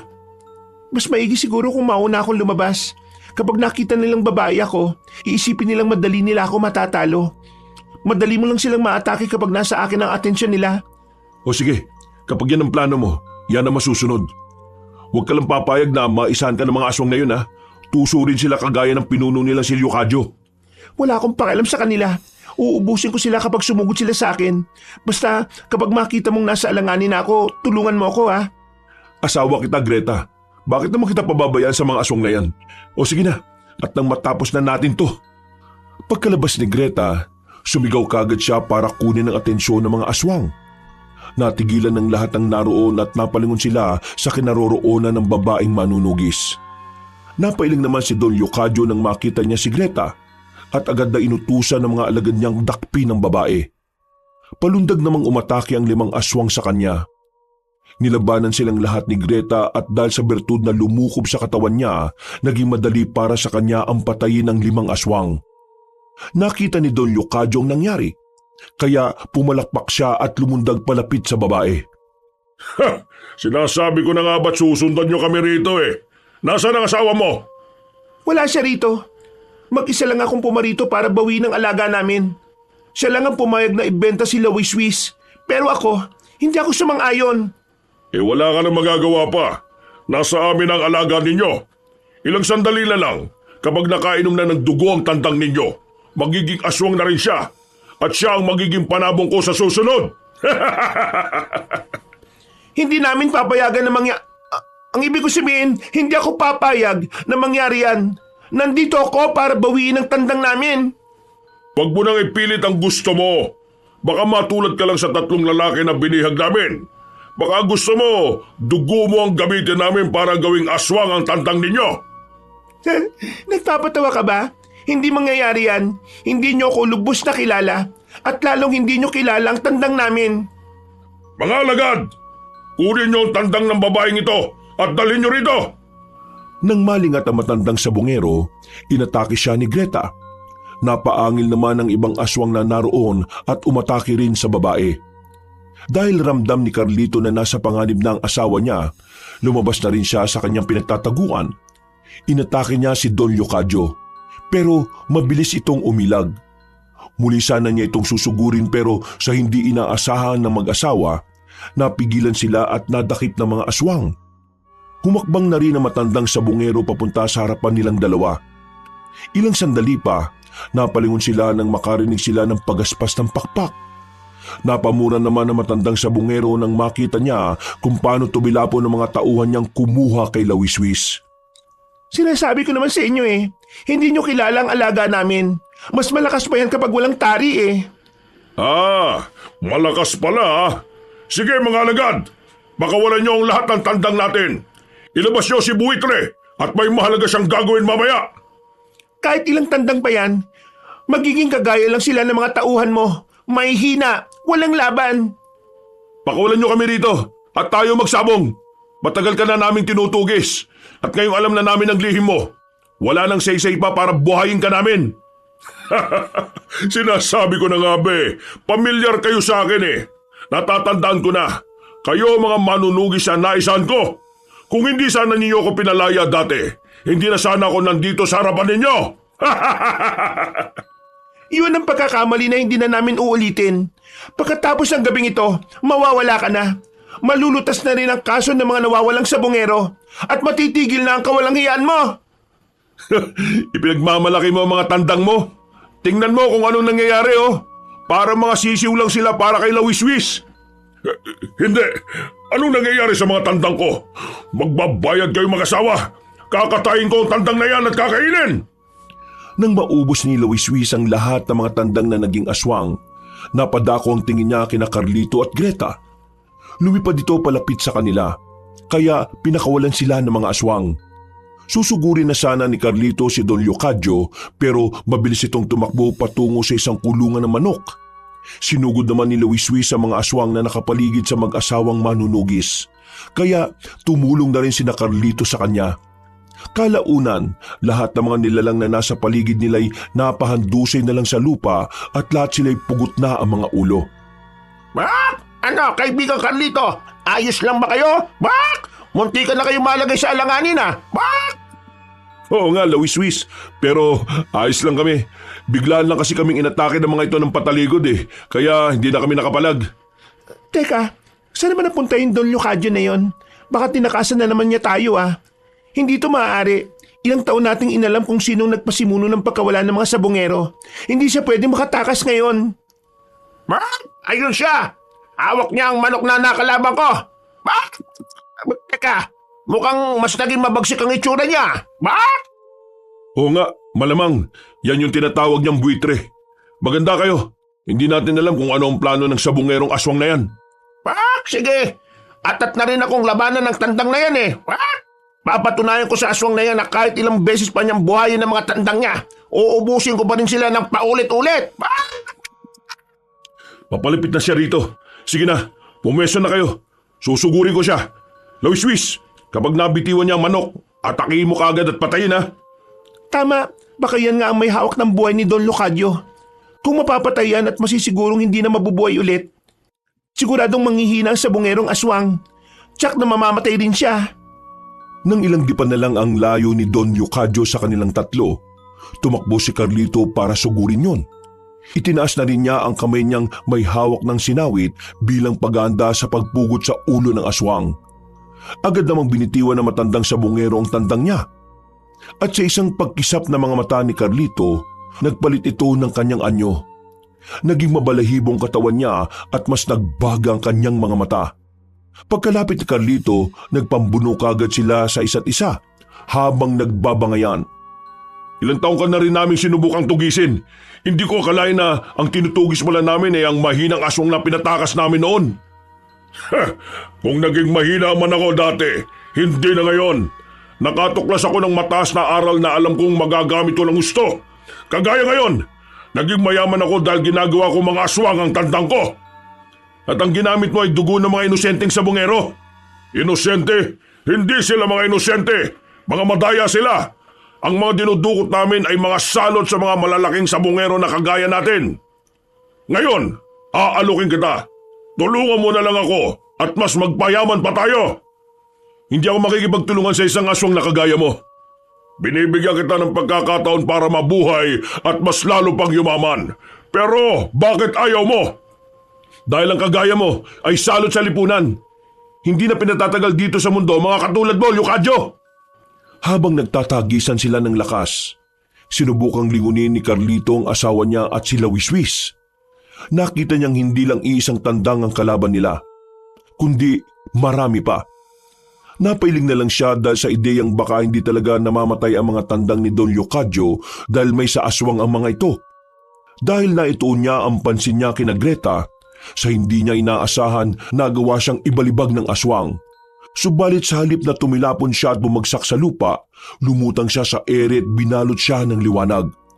Bago pa man makagalaw si Don Leocadio, inatake na niya ito. Sinakal saka iniangat sa ere. Anong nangyayari sa iyo? Bakit ka nagkaroon ng ganyang aura? At bakit ang mga tandang ko hindi na ulit nabuhay pa? Anong demonyong nakalukob sa inyo? Dito sa ating lahat, ikaw lang ang demonyo, Lucadyo. Ikaw nagpasimula ng lagim dito sa ating probinsya. Kaya nararapat lang na yan ang itawag sa'yo. Ano na ngayon ang binabalak mo sa akin, ha? Papatayin mo ako? Sige, pero baka magkamali ka at muli ako mabuhay. At bakit? Akala mo ba hindi ko alam na nasa tandang na kalaban ni Luwiswis ang buhay mo? Kapag pinatay namin yan at kinuha ang puso niya, tapos na rin ang maliligayang araw mo. Yan ay kung magagawa ninyo. Bago pa ba niyo ako mapatay, mauna na muna ka. Marami ka pang satsat. Inakala mo ba na bibigyan ka pa namin ng pagkakataon? Hindi na, no? Akmang ibabalibag sana ng lalaking manunugis ang aswang pero naging mabilis ang pagpiglas nito. Nang makalpa siya mula sa pagkakasakal ni Carlito, lumundag siya para atakihin si Lawiswis. Hindi nakailag ang mahiwagang tandang kaya tumilapon din ito. Susugurin pa sana ni Greta ang aswang pero sinunggaban nito ang tandang niyang si Buitre. Natigilan na lang sina Carlito nang makita nila kung paano lantakan ni Don Leocadio ang naturang manok. Noon din, lumapit ang lalaking manunugi sa kanyang asawa. Pak! Kaibigang Carlito! Tingnan mo kung anong nangyari kay Leocadio habang kinakain niya ang tandang! Hindi, tinubuan siya ng pakpak at mas naging mabangis ang anyo niya. Oo nga, sigurado, mahirapan tayong kalabanin ng aswang na yan. Talagang ang may sa demonyo siya. Bak! Ba't kayong matakot sa kanya? Ako ang bahala kapag umatake siya sa atin. Bak! Kahit paanong uri siya ng demonyo, lalabanan ko siya ng walang takot. Bak! Bak! Bak! Bak! Sige, pero aantabay lang kami. Kapag nalagay ka sa alanganin, tutulungan ka namin, Lawiswis. Tama si Carlito. Lalaban din kami sa aswang na yan. Bak! Maraming salamat, kaibigang Carlito, kaibigang Greta. Huwag kayo magkalala. Gagawin ko ang lahat para mapatay ang aswang na yan. Bak! Ayun na siya. Mukhang nakumpleto na niya ang pagbabagong anyo niya. Sige na, ihandaan niyo ang sarili ninyo. Ano mang sandali, aatake siya sa atin. Napako silang tatlo sa kanilang pwesto. Itinuon ni Carlito ang pansin niya kay Don Leocadio at nakita niyang hindi na ito basta aswang lang. May pakpak na ito kagaya ng isang dambuhalang ibon at mas lalo pang nagbaga ang mga mata niya. Mabilis itong lumipad palapit sa kanila at sinubukan niyang hagipin si Greta. Bago pa man niya magawa ang pakay niya, pumagaspas din ang pakpak niya si Lawiswis. Sa isang pagkisap ng mga mata nila, naging dambuhalang ibon ang mahiwagang tandang. Lawiswis, ano nangyari? Bakit naging ganyan ang itsura mo? At parang umaapoy pa ang balahibo mo. Oo nga, talagang may waga ka, kaibigan. Bak! Ang totoo niyan, hindi ako isang totoong tandang. Isa akong malaking ibon na matagal nang inalagaan ng Diyos ng digmaan na si Mandarangan. Ibig sabihin, hindi ka lang basta maywaga, makapangyarihan ka pa. Sige na, kaibigan, kalabanin mo na ang aswang na yan. Sige, kaibigan Carlito, ako nang bahala sa aswang na yan.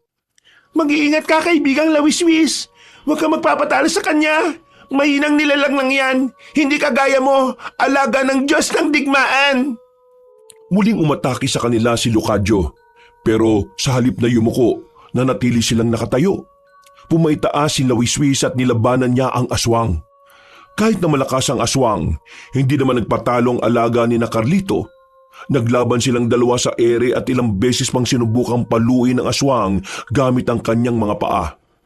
Subalit dahil maliksi rin si Leocadio, naiiwasan niya ang pag-atake ni Lawiswis sa kanya.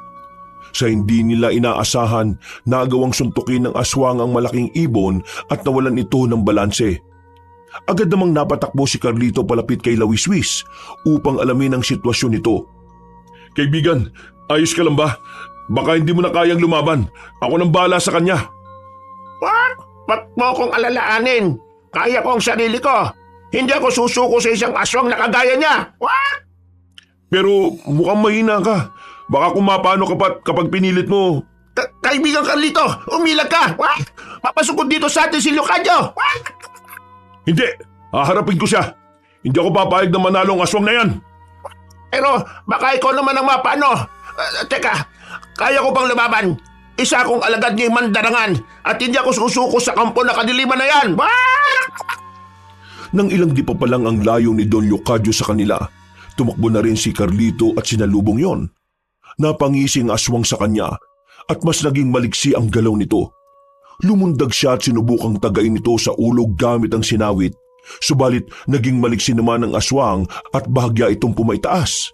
Sabay sipa kay Carlito. Tumilapon ang manunugis.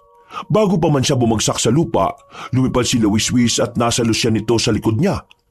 Umatake ang dambuhalang ibon at pagkalapit nila kay Leocadio, nilundagan ni Carlito ang aswang.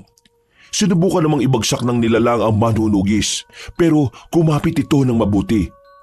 Napilitan ng aswang na lumapag sa lupa at nagpatuloy ang paglalaban nila.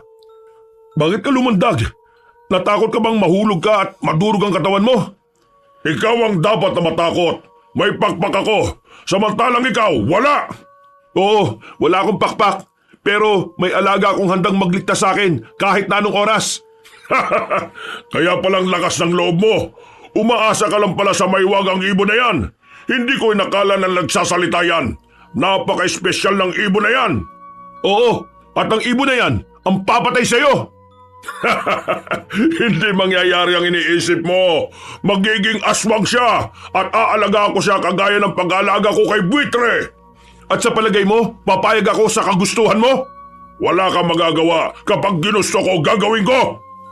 Mas pinag-igihan ni Carlito ang pakikipagpambuno sa aswang hanggang sa nagawa niya itong ibabawan. Nang mga sandaling yun, sinubukan niyang idiin ang sinawit niya sa liig ng aswang. Nagpumiglas naman si Don Leocadio, pero kahit na anong gawin niya ay hindi siya masyadong nakakagalaw. Noon din, lumapit si Greta sa kanila at inihanda rin ang itak niya para tagain ang aswang. Ano na ngayon ang plano mo sa aswang na yan? Iharap sa mga kapamilya ng mga nawawalang sabungero? Gagawin natin kung anong nararapat. Kung iharap pa natin siya, sigurado na makakahanap pa siya ng pagkakataon para makatakas. Hindi natin kailangang hayaan ng aswang na ito na takasan tayo sa ikalawang pagkakataon. Marami nang pinatay niya, kaya dapat lang din sa kanya kamatayan. Wag! Wag niyo akong patayin! Kung gusto niyo, sa inyo na itong mansyon ko. Lahat ng kayamanan ko ay magiging sa inyo na. Pakawalan lang ninyo ako at pabayaang mabuhay pa. Sige na! Hindi! Ang mga katulad mo hindi dapat binibigyan ng karapatang mabuhay pa. Hindi kami ganun kamangmang para sundin ang pakiusap mo. Kahit patayin niyo ako, hindi na rin may babalik pa ang buhay ng mga sabungero. Pakawalan na lang ninyo ako at magtulungan tayo. Hindi tayo dapat na naglalaban. Pagkatapos magwika ni Don Leocadio, humugot siya ng lakas. Hindi naman inaasahan ni Carlito na magawa niyang silang itulak. Tumilapon silang mag-asawa. At dahil sa nangyari, nabitiwan nila ang kanilang sandata. Pumagaspas ng pakpak niya ang aswang habang nakatitig sa kanilang pwesto. Susugod sana yon sa kanila. Pero bago pa man magawa ni Don Leocadio ang kanyang binabalak, inatake siya ni Lawiswis. Naglaban silang dalawa. Nagpambuno sila mula sa lupa hanggang sa umabot na sila sa ere. Kailangan tulungan ko si Lawiswis. Mukhang diado siya sa aswang na yun ah. E paano kung ikaw naman ang malagay sa alanganin? Ang mas mabuti pa nating gawin, tumakas na lang tayo dito at hayaan si Lawiswis na makipaglaban sa aswang na yan. Hindi natin iiwan si Lawiswis dito. Kailangan natin siyang tulungan. Unang-una, tayo ang tumutugi sa pinunong aswang na si Leocadio at naipit lang din siya rito. Sige, kung talagang yan ang gusto mo, pati ako itutulong na rin sa'yo. Tama ka, may bertud naman na nananalaytay sa atin, hindi ba? Tama ka, at magagamit natin yan laban sa aswang na yan. Sige na, tatalunin natin tatlo si Leocadio. Teka, paano natin gagawin yan? Nasa ere pa silang dalawa at baka mahulog tayo kung magpupumili tayong kumapit sa isa sa kanila. Maghintay tayo sa tamang oras. Kapag bumaba sila ng bahagya o lumapag sa lupa, aatake tayo kay Don Leocadio. Ayan na, Carlito. Malapit na silang bumaba. O sige, maganda ka na, Greta. Ayun ang itak mo. Hawak ko na rin naman ang sinawit ko. Ito ang ipupugot ko sa ulo ng aswang na yan. Pagkabagsak ni na Don Leocadio at Lawiswis sa lupa, tumakbo ang mag-asawang manunugis palapit sa kanila. Nagpatuloy ang pakikipagpambuno ng dalawang nilalang. Pero kalaunan, nadihado si Lawiswis. Naging mapusyaw rin ang kulay ng mga balahibo nito. Kaya kinutuban sila na baka nanghihina na ito. Dahil dito, nilapitan ni Carlito ang aswang at sinakal muna sa likuran. Nanlaban naman si Don Leocadio sa kanya hanggang sa makalis ito sa ibabaw ni Lawiswis. Hindi binitiwan ni Carlito ang aswang kahit na ano pa ang gawin nito para makapiglas. Hanggang ngayon mahina ka pa rin. Puso ang pinaiiral mo, hindi utak. Yan ang ikababagsak mo. Nagkakamali ka, aswang. Nang dahil sa puso ko, mas lalo akong tumibay. Ito rin ang dahilan kung bakit sa dinami-rami ng naging mapait na karanasan ko, mas pinili ko pa rin maging mabuti. Kaibigan Carlito, makakataon mo na yan. Patayin mo na ang aswang at nang makauwi na tayo. Tumahimik ka, mahinang ibon. Kapag natalo ko ng mag-asawang ito, kakalbuhin kita at kakainin ko ang laman loob mo. Tama na, Satsat. Kumawala ka muna sa pagkakasakal ko sa'yo. Saka ka na magbanta kapag hindi na kita sinasakal. Bakit hindi mo pa lakasan lalo? Nakakapagsalita pa ako. Dapat sinasakal mo pa ako na halos hindi na ako makahinga. Hinahamon mo talaga ako, ha? Sige, itong para sa'yo. Masinikpitan ni Carlito ang pagkakasakal niya kay Don Leocadio. Sa hindi niya inaasahan, sinubukan ng aswang na ibuka ang mga pakpak niya. Munti ka nang matumba si Carlito. Pero bago pa man mangyari yon, nagawa na niyang sugatan ng sinawit ang kaliwang bahagi ng lieg ng nilalang. Napasigaw na rin si Greta at noon din umatake ito kay Don Leocadio. Tinaga nito ang aswang sa dibdib. Hindi siya gaanong nakapaganda. Kaya bago pa man niya maiwasan ang pagganti ng sabungerong aswang, sinakal na siya nito at naibalibag. Nagalit naman si Carlito at mas naging maliwanag ang aura niya. Bumwelo siya at walang pagdadalawang isip na tinaga ang ulo ng aswang gamit ang sinawit. Yan ang dapat sa'yo, Leocadio. Ngayon, sigurado na hindi ka na mabubuhay. Hiwalay na ang katawan at ulo mo. Ang galing, kaibigan Carlito. Grabe! Ang talas pala ng sandata mo. Hindi ko akalain na mapupugutan mo ng ganong kadali ang aswang. Nagkataon lang siguro yon, kaibigang Lawiswis. Teka, nakita mo ba kung saan tumilapon si Greta? Ayun o, may kumagalaw sa bagin yon. Sigurado na siya yan. Sandali lang at pupuntahan ko siya. Baka kung mapano pa siya. Baka kung napano na siya dahil sa lakas ng pagkakabalibag sa kanya eh. Sige, kaibigang Carlito. Puntahan mo muna yan. Pero sa balagay ko wala naman nangyaring masama sa kanya. Kagaya mo, protektado rin siya ng bertud na mula sa itlog ko. Huwag na kayong mag-alala. Nandito na ako. Wala namang masama nangyari sa akin. Tama ka, kaibigan Lawiswis. Protektado nga ako ng bertud ng itlog mo. Hindi ba? Ngayong patay na ang pinunong aswang. Maaari na kayong umuwi. Wala na tayong kalaban. Kami? Bakit kami lang? Tayong tatlo. Kaibigang Carlito, kaibigang Greta, tapos na ang misyon kong tumulong sa inyo. Panahon na rin para bumalik ako sa totoo kong amo, kay Panginoong Mandarangan. Pero hindi ka pa nga namin nakasama ng matagal ah. Oo nga, kaibigan Lawiswis. Hindi pa nga natin nasusulit ang pagsasama natin ah. Akala ko 3 na tayo ang manunugis ng aswang eh. Nalulungkot din ako sa ngayon, pero ganyan talaga. Malay natin, sa mga susunod na pagkakataon magkasama ulit tayo. Magsasalita na sana si Carlito na makarinig sila ng kaluskos. Naalala niya si Don Leocadio at nang tingnan niya ang katawan ng aswang, napalunok siya ng laway nang hindi na niya makita pati ang ulo nito. Agad niyang sinabi sa dalawa niyang kasama ang pagkawala ng pinunong aswang. Nabahala naman sila, kaya iginala nila ang paningin nila sa paligid. Walang ano-ano. Nakita nila si Don Leocadio. Buhay ito pero may bakas na ng sugat sa leeg. Paano siya nabuhay ulit? Imposible na mangyari ito. Hindi na importante kung paano siya nabuhay ulit. Ang mahalaga sa ngayon, mapatay natin siya ng tuluyan. Anong gagawin natin? Hindi sapat ang pampugot ko sa kanya na sinawit. At siguradong hindi rin siya mapapatay ng itak ko. Ako na ang bahala. Kung kinakailangan magsakripisyo ko para mapatay ang aswang na yan, gagawin ko! Ano na ngayon ang balak mo, kaibigang Lawiswis? Malalaman din ninyo kung anong plano ko. Sandali, papasugod siya sa atin. Umilag kayo at ako nang bahala sa kanya. Sinunod ni na Carlito at Greta ang sinabi ni Lawiswis. Dahil nakailag ang mag-asawa, ang dambuhalang ibon ng inatake ni Don Leocadio.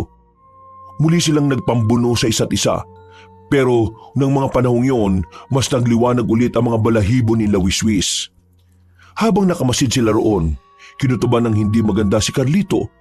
Sinabihan niya si Greta na mas umatras pa sila para hindi madamay sa kung anumang posibleng mangyari. Walang ano-ano, mas nagliwanag pa ang balahibo ni Lawiswis. Kasunod noon, humuni siya ng napakatinis at sa isang pagkisap ng mga mata ni na Carlito, sumabog ang dambuhalang ibon. Nakita rin nila kung paano sumabog ang katawan ng aswang at nagkalat sa paligid ang kanyang mga laman. Anong nangyari? Bakit sumabog si Lawiswis? Hindi ko rin alam. Baka yan ang sinasabi niyang paraan ng naisip niya. Pero hindi na sana niya isinakripisyo ang kanyang sarili. Tingnan mo rin ang nagkalat na pira-pirasong bahagi ng katawan ni Don Leocadio. Sa lagay na yan sigurado na hindi na siya mabubuhay ulit. Pero kawawa naman si Lawiswis. Kung ako lang, ayaw ko sanang gawin niya yun Nakakalungkot lang na hindi pa natin siya nakakasama na matagal. Yan nga rin ang iniisip ko, Greta.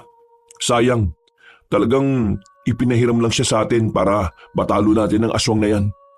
Siguro nga siya ang ginawang instrumento para matuldukan na ang pagkawala ng mga sabungero dito sa atin. Wala nang pinunong aswang. Maaari na tayong bumalik sa ating bahay. O tayo na? Sandali. Tingnan mo mga abo sa lupa.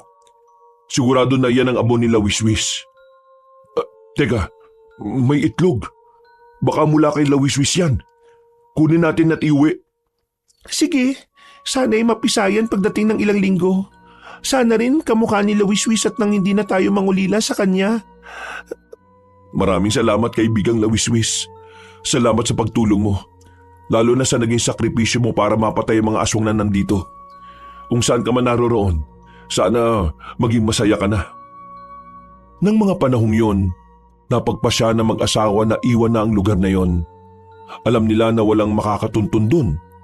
Dahil liblib ang lugar at hindi naman naaabot ng ibang mga sasakyan. Nang nasa sasakyan na sila, panandalian silang natigilan habang nakamasid sa kinaroroonan ng mansyon at kuta ni Don Leocadio. Ngayong wala na ang Leocadio na yan, matatahimik na rin ang kaluluwa ng mga sabungerong biniktima nila. Tama ka dyan, Greta. Naipagiganti na rin natin si Ma'am Pepe at Lucas. Teka, naiwan pala sila sa bahay natin, ano? Oo, tara na Carlito. Baka mamaya ay sinugot pala sila ng ibang mga aswang. Kailangan natin masiguro na ligtas sila dun. Sige, pero sa palagay ko, ligtas sila ron. Kung sinugod man sila ng mga alagad ni Don Leocadio, sana nasambit niya sa atin yon. Pero hindi Hindi bali na. Malalaman din naman natin yun mamaya. Mas bilisan mo na lang ang pagmamaneho at nang makarating kagad tayo sa bahay. Nasa kalagitnaan na sila ng biyahe nang bigla silang makarinig ng kalabog sa ibabaw ng kanilang sasakyan. Nag-init ang pakiramdam ni Carlito, kaya naisip niyang merong panganib. Susubukan pa sana niyang mas bilisan ang pagpapatakbo ng sasakyan nila nang mapansin niyang marami ang mga nilalang na humahabol sa kanila. Akala ko ba'y naubos na natin ang mga alagad ni Leocadio? Bakit may mga humahabol pa rin sa atin? Hindi ko alam, Greta. Pero mas mabuti siguro kung tatapusin natin sila ngayon. Kapag hinabol nila tayo papunta sa mataong lugar, marami pa ang mapapahamak. Ikaw ang bahala. Kung anong plano mo, yun din ang susundin ko. Kailangan maubos natin sila ng tuluyan. Tama ka, asawa ko. Sige na, kunin mo ang itak mo. At kapag nasa medyo patag na lugar na tayo, pahihintuin ko ang sasakyan. Hindi ako papayag na habulin nila tayo hanggang sa kabayanan. O sige, ito na ang sinawit mo. Hawak ko na rin ang itak ko. Sige na, mas bilisan mo pa ang pagpapatakbo hanggang sa makarating tayo sa patag na lugar. Sige, Greta, ihanda mo sarili mo sa lubak-lubak na daan. Mas binilisan pa ni Carlito ang pagpapatakbo ng sasakyan nila. Hindi naging alintana ang hirap ng dinaraanan nila. Dahil gusto nilang makaharap agad ang mga aswang, pagkarating nila sa patag na lugar, inihinto niya ang sasakyan nila. Tiningnan nila ang likuran at nakita nilang medyo malayo pa ang humahabol sa kanila. Mukhang higit sa 10 mga aswang na yan Kaya natin sila. Kung nakaya nating ubusin ang mga aswang na nasa kuta ng pinunong aswang na si Leocadio, magagawa rin natin silang patayin. Basta magtulungan tayong dalawa, Carlito. Kailangan hindi nila tayo maisahan. Sige, ganito. Kapag medyo malapit na mga yan, sasalubungin natin sila Huwag kang mauna. Nasa likuran lang kita palagi. Baka kung ano pa ang mangyari sa'yo eh. Oo na, Carlito. Palagi naman yan eh. O ayan na, malapit na sila. Bumaba na tayo nang matapos na ito. Sige, basta ang sinabi ko ha. Sa likuran lang kita. Ayaw kung may mangyaring masama sa'yo. Sus, nag-aalala ka pa sa akin ngayon. Pero kanina, munti ka muna akong pabayaan eh. Mamaya na lang natin pag-usapan yan. Sige na, Greta. Pagkababa nilang dalawa sa sasakyan nila, agad silang tumakbo para suguri ng mga aswang na papalapit. Lumundag din pa ibaba ang isang aswang na sumampa sa bubong ng sasakyan nila. Nang makita ni Carlito ang isang aswang na sabik na sumugod, mas binilisan niya ang pagtakbo niya at agad itong pinugutan ng ulo. Itatapon pa sana niya sa ibang aswang ang ulo ng kasama nila pero palundag silang umatake sa mag-asawa. Nilabanan ni na Carlito at Greta ang mga aswang. Hanggang sa lumaon, pinaligiran sila ng mga ito. May narinig pa silang mga kalusko sa hindi kalayuan, kaya naisipan nilang baka may iba pang paparating. Anong gagawin natin, Carlito? May paparating pa rito at sigurado na mga kasamaan sila ng mga aswang na ito. Kumalma ka lang. Walang may dudulot na mabuti ang pagiging taranta. Sa ngayon, unahin natin ang mga ito. At kung may paparating nga talaga, sila naman ang kakalabanin natin. Kung ganon, sige, bahala na. Ang importante, makaligtas tayo at maubos natin ang mga ito. Ganyan nga. Sige, huwag na natin hintayin na umatake ang mga ito. Atakihin na natin sila. Masusunod, Carlito. Inatake nila ang mga aswang na nakapaligid sa kanila. Napaangil naman ang mga nilalang at nanlaban sa mag-asawa. Wala namang naging pakialam si Carlito kung anuman ang mangyari sa kanya. Ang kada aswang na lalapitan niya ay walang pagdadalawang isip niyang pinugutan ng ulo gamit ang hawak niyang sinawit. Ang kada aswang na sumusubok na sumunggab kay Greta ay tinataga nito. At kapag hindi napupuruhan, pinapatayo yun ni Carlito. Nung lumaon, nagawa nilang ubusin ng mga aswang na humahabol sa kanila. Biglang nawala ang iba pang mga papasugod dito. Baka natakot sila sa atin, Carlito. Huwag tayong pakampante, Greta. Nandyan lang sila sa paligid at baka nag-aabang lang sila sa atin. Teka, tingnan mo sa hindi kalayuan oh. May mga matang nakatitig dito sa atin. Siguradong sila yan. Ano, susugurin ba natin sila? Wag, baka hindi naman tayo ang pakay nila. Pero kung hayaan natin sila, magiging perwisyo lang sila sa mga tao. Kawawang kanilang mabibiktima. Sige lang, magbabantay na lang tayo sa paligid. Kapag mananalasa sila sa mga tao, may kalalagyan sila sa atin. Tayo na, Greta. Umuwi na tayo sa bahay. Sige, pero makiramdam tayo sa mga yan. Mamaya baka habulin din nila tayo eh. Huwag kang mag-alala. Ramdam ko na hindi na sila aatake sa atin. Baka nagmamatsyag lang sila sa ginawa natin sa kauri nila. Dahil na natili lang sa kanilang pwesto ang mga aswang, hinayaan na sila ni na Carlito. Bumalik sila sa loob ng sasakyan at nagsimulang bumiyahe pa uwi. Sa kabutihang palad, hindi sila sinundan ng mga aswang na yon. Subukan lang nilang habulin tayo. Magiging katulad ng ibang aswang ang mga kapalaran nila. Teka, kung nasa labas sila ng kuta ni Don Leocadio, ibig sabihin hindi sila mga tauhan ng pinunong aswang na yon? Baka nga mga aswang lang gala sila. O baka mga tribo ng aswang na nagpapalipat-lipat ng lugar para makapambiktima.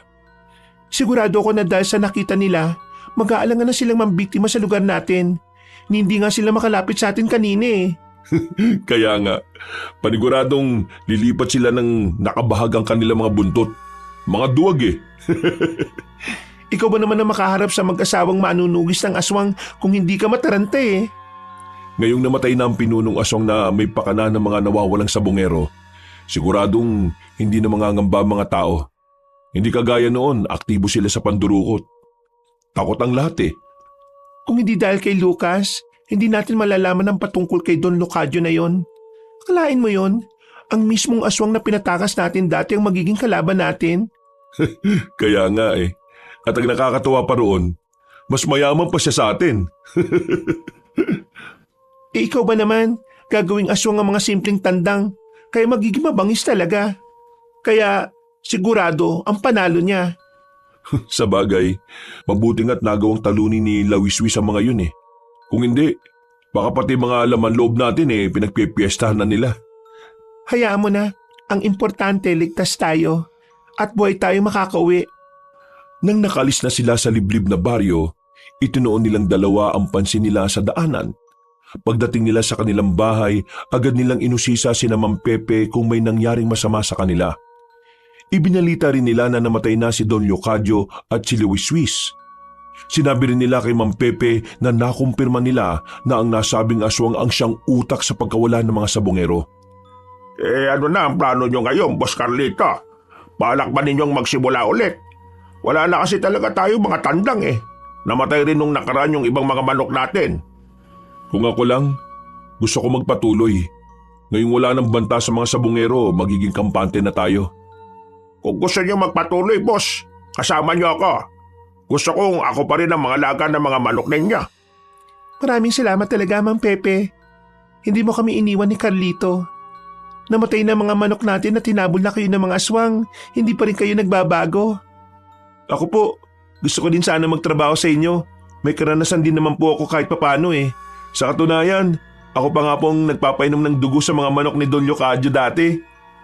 Ako na ang gumagarantiya. Hindi magloloko itong pamangking ko. Ako na ang unang magagalit sa kanya kapag may ginawa siyang hindi maganda rito. O siya, sige. Tanggap ka na, Lucas. Pero dahil wala pa naman tayo mga tandang, gusto kong linisin na muna ninyo yung manuka natin. Para kapag nakapagpundar ulit tayo ng mga manok na panabong handa na ang lahat. Ay, masusunod, Boss Carlito.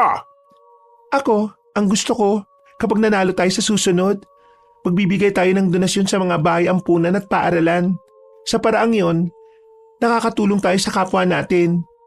Uy, maganda yung naisip mo, Greta. Para naman mas marami ang makikinabang sa mga napapanalunan natin.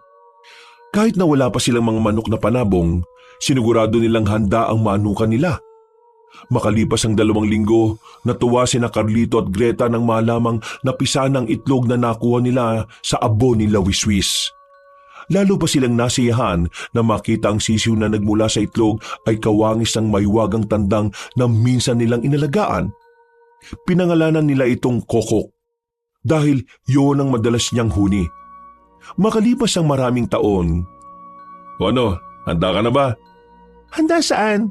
Para isabong si Makisig, ang tandang natin? Hindi. Ang ibig kong sabihin, kung handa ka ng iwan ng pagsasabong ng tuluyan. Marami na rin naman tayong ipon eh. At siguro sapat na yun para makapagpatayo tayo ng negosyo. Talaga? Kailan natin sisimulan ng pagninegosyo? Teka, ano bang negosyong nasa isip mo? Gusto ko sana magkaroon tayo ng isang tindahan. Gusto ko, mas mura ang mga bilihin kaysa sa iba rito. Sa paraang yon, kahit papano, nakatutulong tayo sa mga mahihirap nang hindi tayo nalulugi. Aba, gusto ko yan. Tapos, ano kaya kung magkaroon tayo ng paitlugan na manok? Para naman kahit hindi na tayo nagsasabong konektado pa rin sa manok ang negosyo mo. Ikaw ang bahala. Makakaya naman natin palaguin yun, hindi ba? Ang importante, hindi na tayo nagugumon sa sugal na sabong. Baka maulit pa yung mga pangyayari dati. Oo nga. Hindi ko akalain na ang aswang na pinatakas pala natin ang may pasimuno ng lahat ng ito. Sipin mo yun, mahinang aswang, naging pinuno. Nagkaroon siya ng kapangyarihan dahil sa sabong. Oo nga O sige na, ang mas mabuti siguro nating gawin, Carlito, magtanong-tanong muna tayo kung paano talaga ang pamamalakad sa mga negosyong naisip natin. O sige, maganda yung naisip mo. Total, may mga kakilala naman tayo mga negosyante eh. Pagkatapos nilang mag-usap, nagpasya si Carlito na lumabas at pumunta sa kanilang manukan. Nakita nila si Kokok na nakatitig sa kanya, kaya naglakad siya palapit roon. Nang nasa tapat na siya ng manok, bumuntong hininga siya. Ipinagaspas naman ng tandang ang pakpak niya at nagpakitang gilas ito kay Carlito. Ha? Oh, kaibigan Carlito, mukhang malalim ang iniisip mo ah. May problema ka ba? Huwag ka nang mahiya, ha? Sabihin mo sa akin, makikinig ako. Ano kasi, gusto sana namin ni Greta na itigil na ang pagsasabong. Nakapag-ipon na rin naman kami. Isa pa, ayaw namin na nalalagay sa panganibang buhay mo eh. Ha? Bakit ba? Hindi ba kayo nasisiyahan sa ipinapakita kong abilidad? Ha? Kaya ko namang mas pag-ibayuhin pa yun eh. Hindi sa ganun, Kokok. Gusto namin na maging masaya ka. Maging malaya. Ma? Teka, ano bang ibig mong sabihin, kaibigan? Gusto ko lang palayain ka. Lumipad ka kung saan mo gusto. Basta gusto kong hanapin mo kung saan ka nararapat. Hindi lang nagtatapos sa sabong ang buhay mo. May ibang buhay sa labas ng manukang ito. Pero gusto ko naman ang buhay ko dito Gusto mo? Dahil itong nakasanayan mo. Sige na, magmula ngayon, malaya ka na, Kokok. Magagawa mo na kung ano man ang gusto mo. Kaibigan Carlito, paano talaga ako kung... Kinuha ni Carlito sa kulungan ng mahiwagang tandang. Noon din, hinayaan niya itong lumipad. Nang nasa ere na si Kokok, nakita ng lalaki na naging mas makulay ang mga balahibo nito. Nagpaikot-ikot ito hanggang sa lumipad na ito palayo. Napangiti na lang si Carlito nang maisip niya ang tuwang nararamdaman ng tandang nila kapag nakarating na ito sa kung saan man niya gugustuhin. Babalik na sana siya sa loob ng kanilang bahay nang makita niyang papalapit sa kanya si Mang Pepe. Oh, Mang Pepe, magmula ngayon, hindi na tayo magsasabong ha. Napagdesisyonan na namin ni Greta na gamitin ang perang naipon namin sa pagnenegosyo. Paano po kami niyan, Boss Carlito? Wala na kaming trabaho. Magugutom ang pamilya namin. Huwag kayong mag-alala. Kayo pa rin ni Lucas sa magiging katiwala namin doon. Talaga, Boss Carlito? Maraming salamat. Sige, mabuti rin naman ang naisip ninyo Pati ako parang ayaw ko na rin magsabong Sugal kasi yan At medyo delikado na sa ngayon. Sige, Mang Pepe. Bukas, gigabay na natin ang manukan. Tutal, wala na rin naman si Kokok Pinakawalan mo na ba siya, Boss Carlito? Oo, Mang Pepe. Naawa rin naman ako sa kanya Marami pa siyang bagay na matutuklasan sa mundong ito. Hindi natin siya kailangang ikulong dito sa manukan. Matapos ang pag-uusap nila, nagpaalam na si Carlito sa kanyang katiwala. Sinabi naman ni Mang Pepe na kakausapin niya si Lucas patungkol sa plano ng mag-asawa. Makalipas ang ilang buwan, naging matagumpay ang kanilang negosyo. Hindi naman nila itinigil ang ibinibigay na suporta sa mga paaralan at bahay ampunan. Kahit na hindi binayayaan ng anak sina Carlito at Greta, masaya silang dalawa.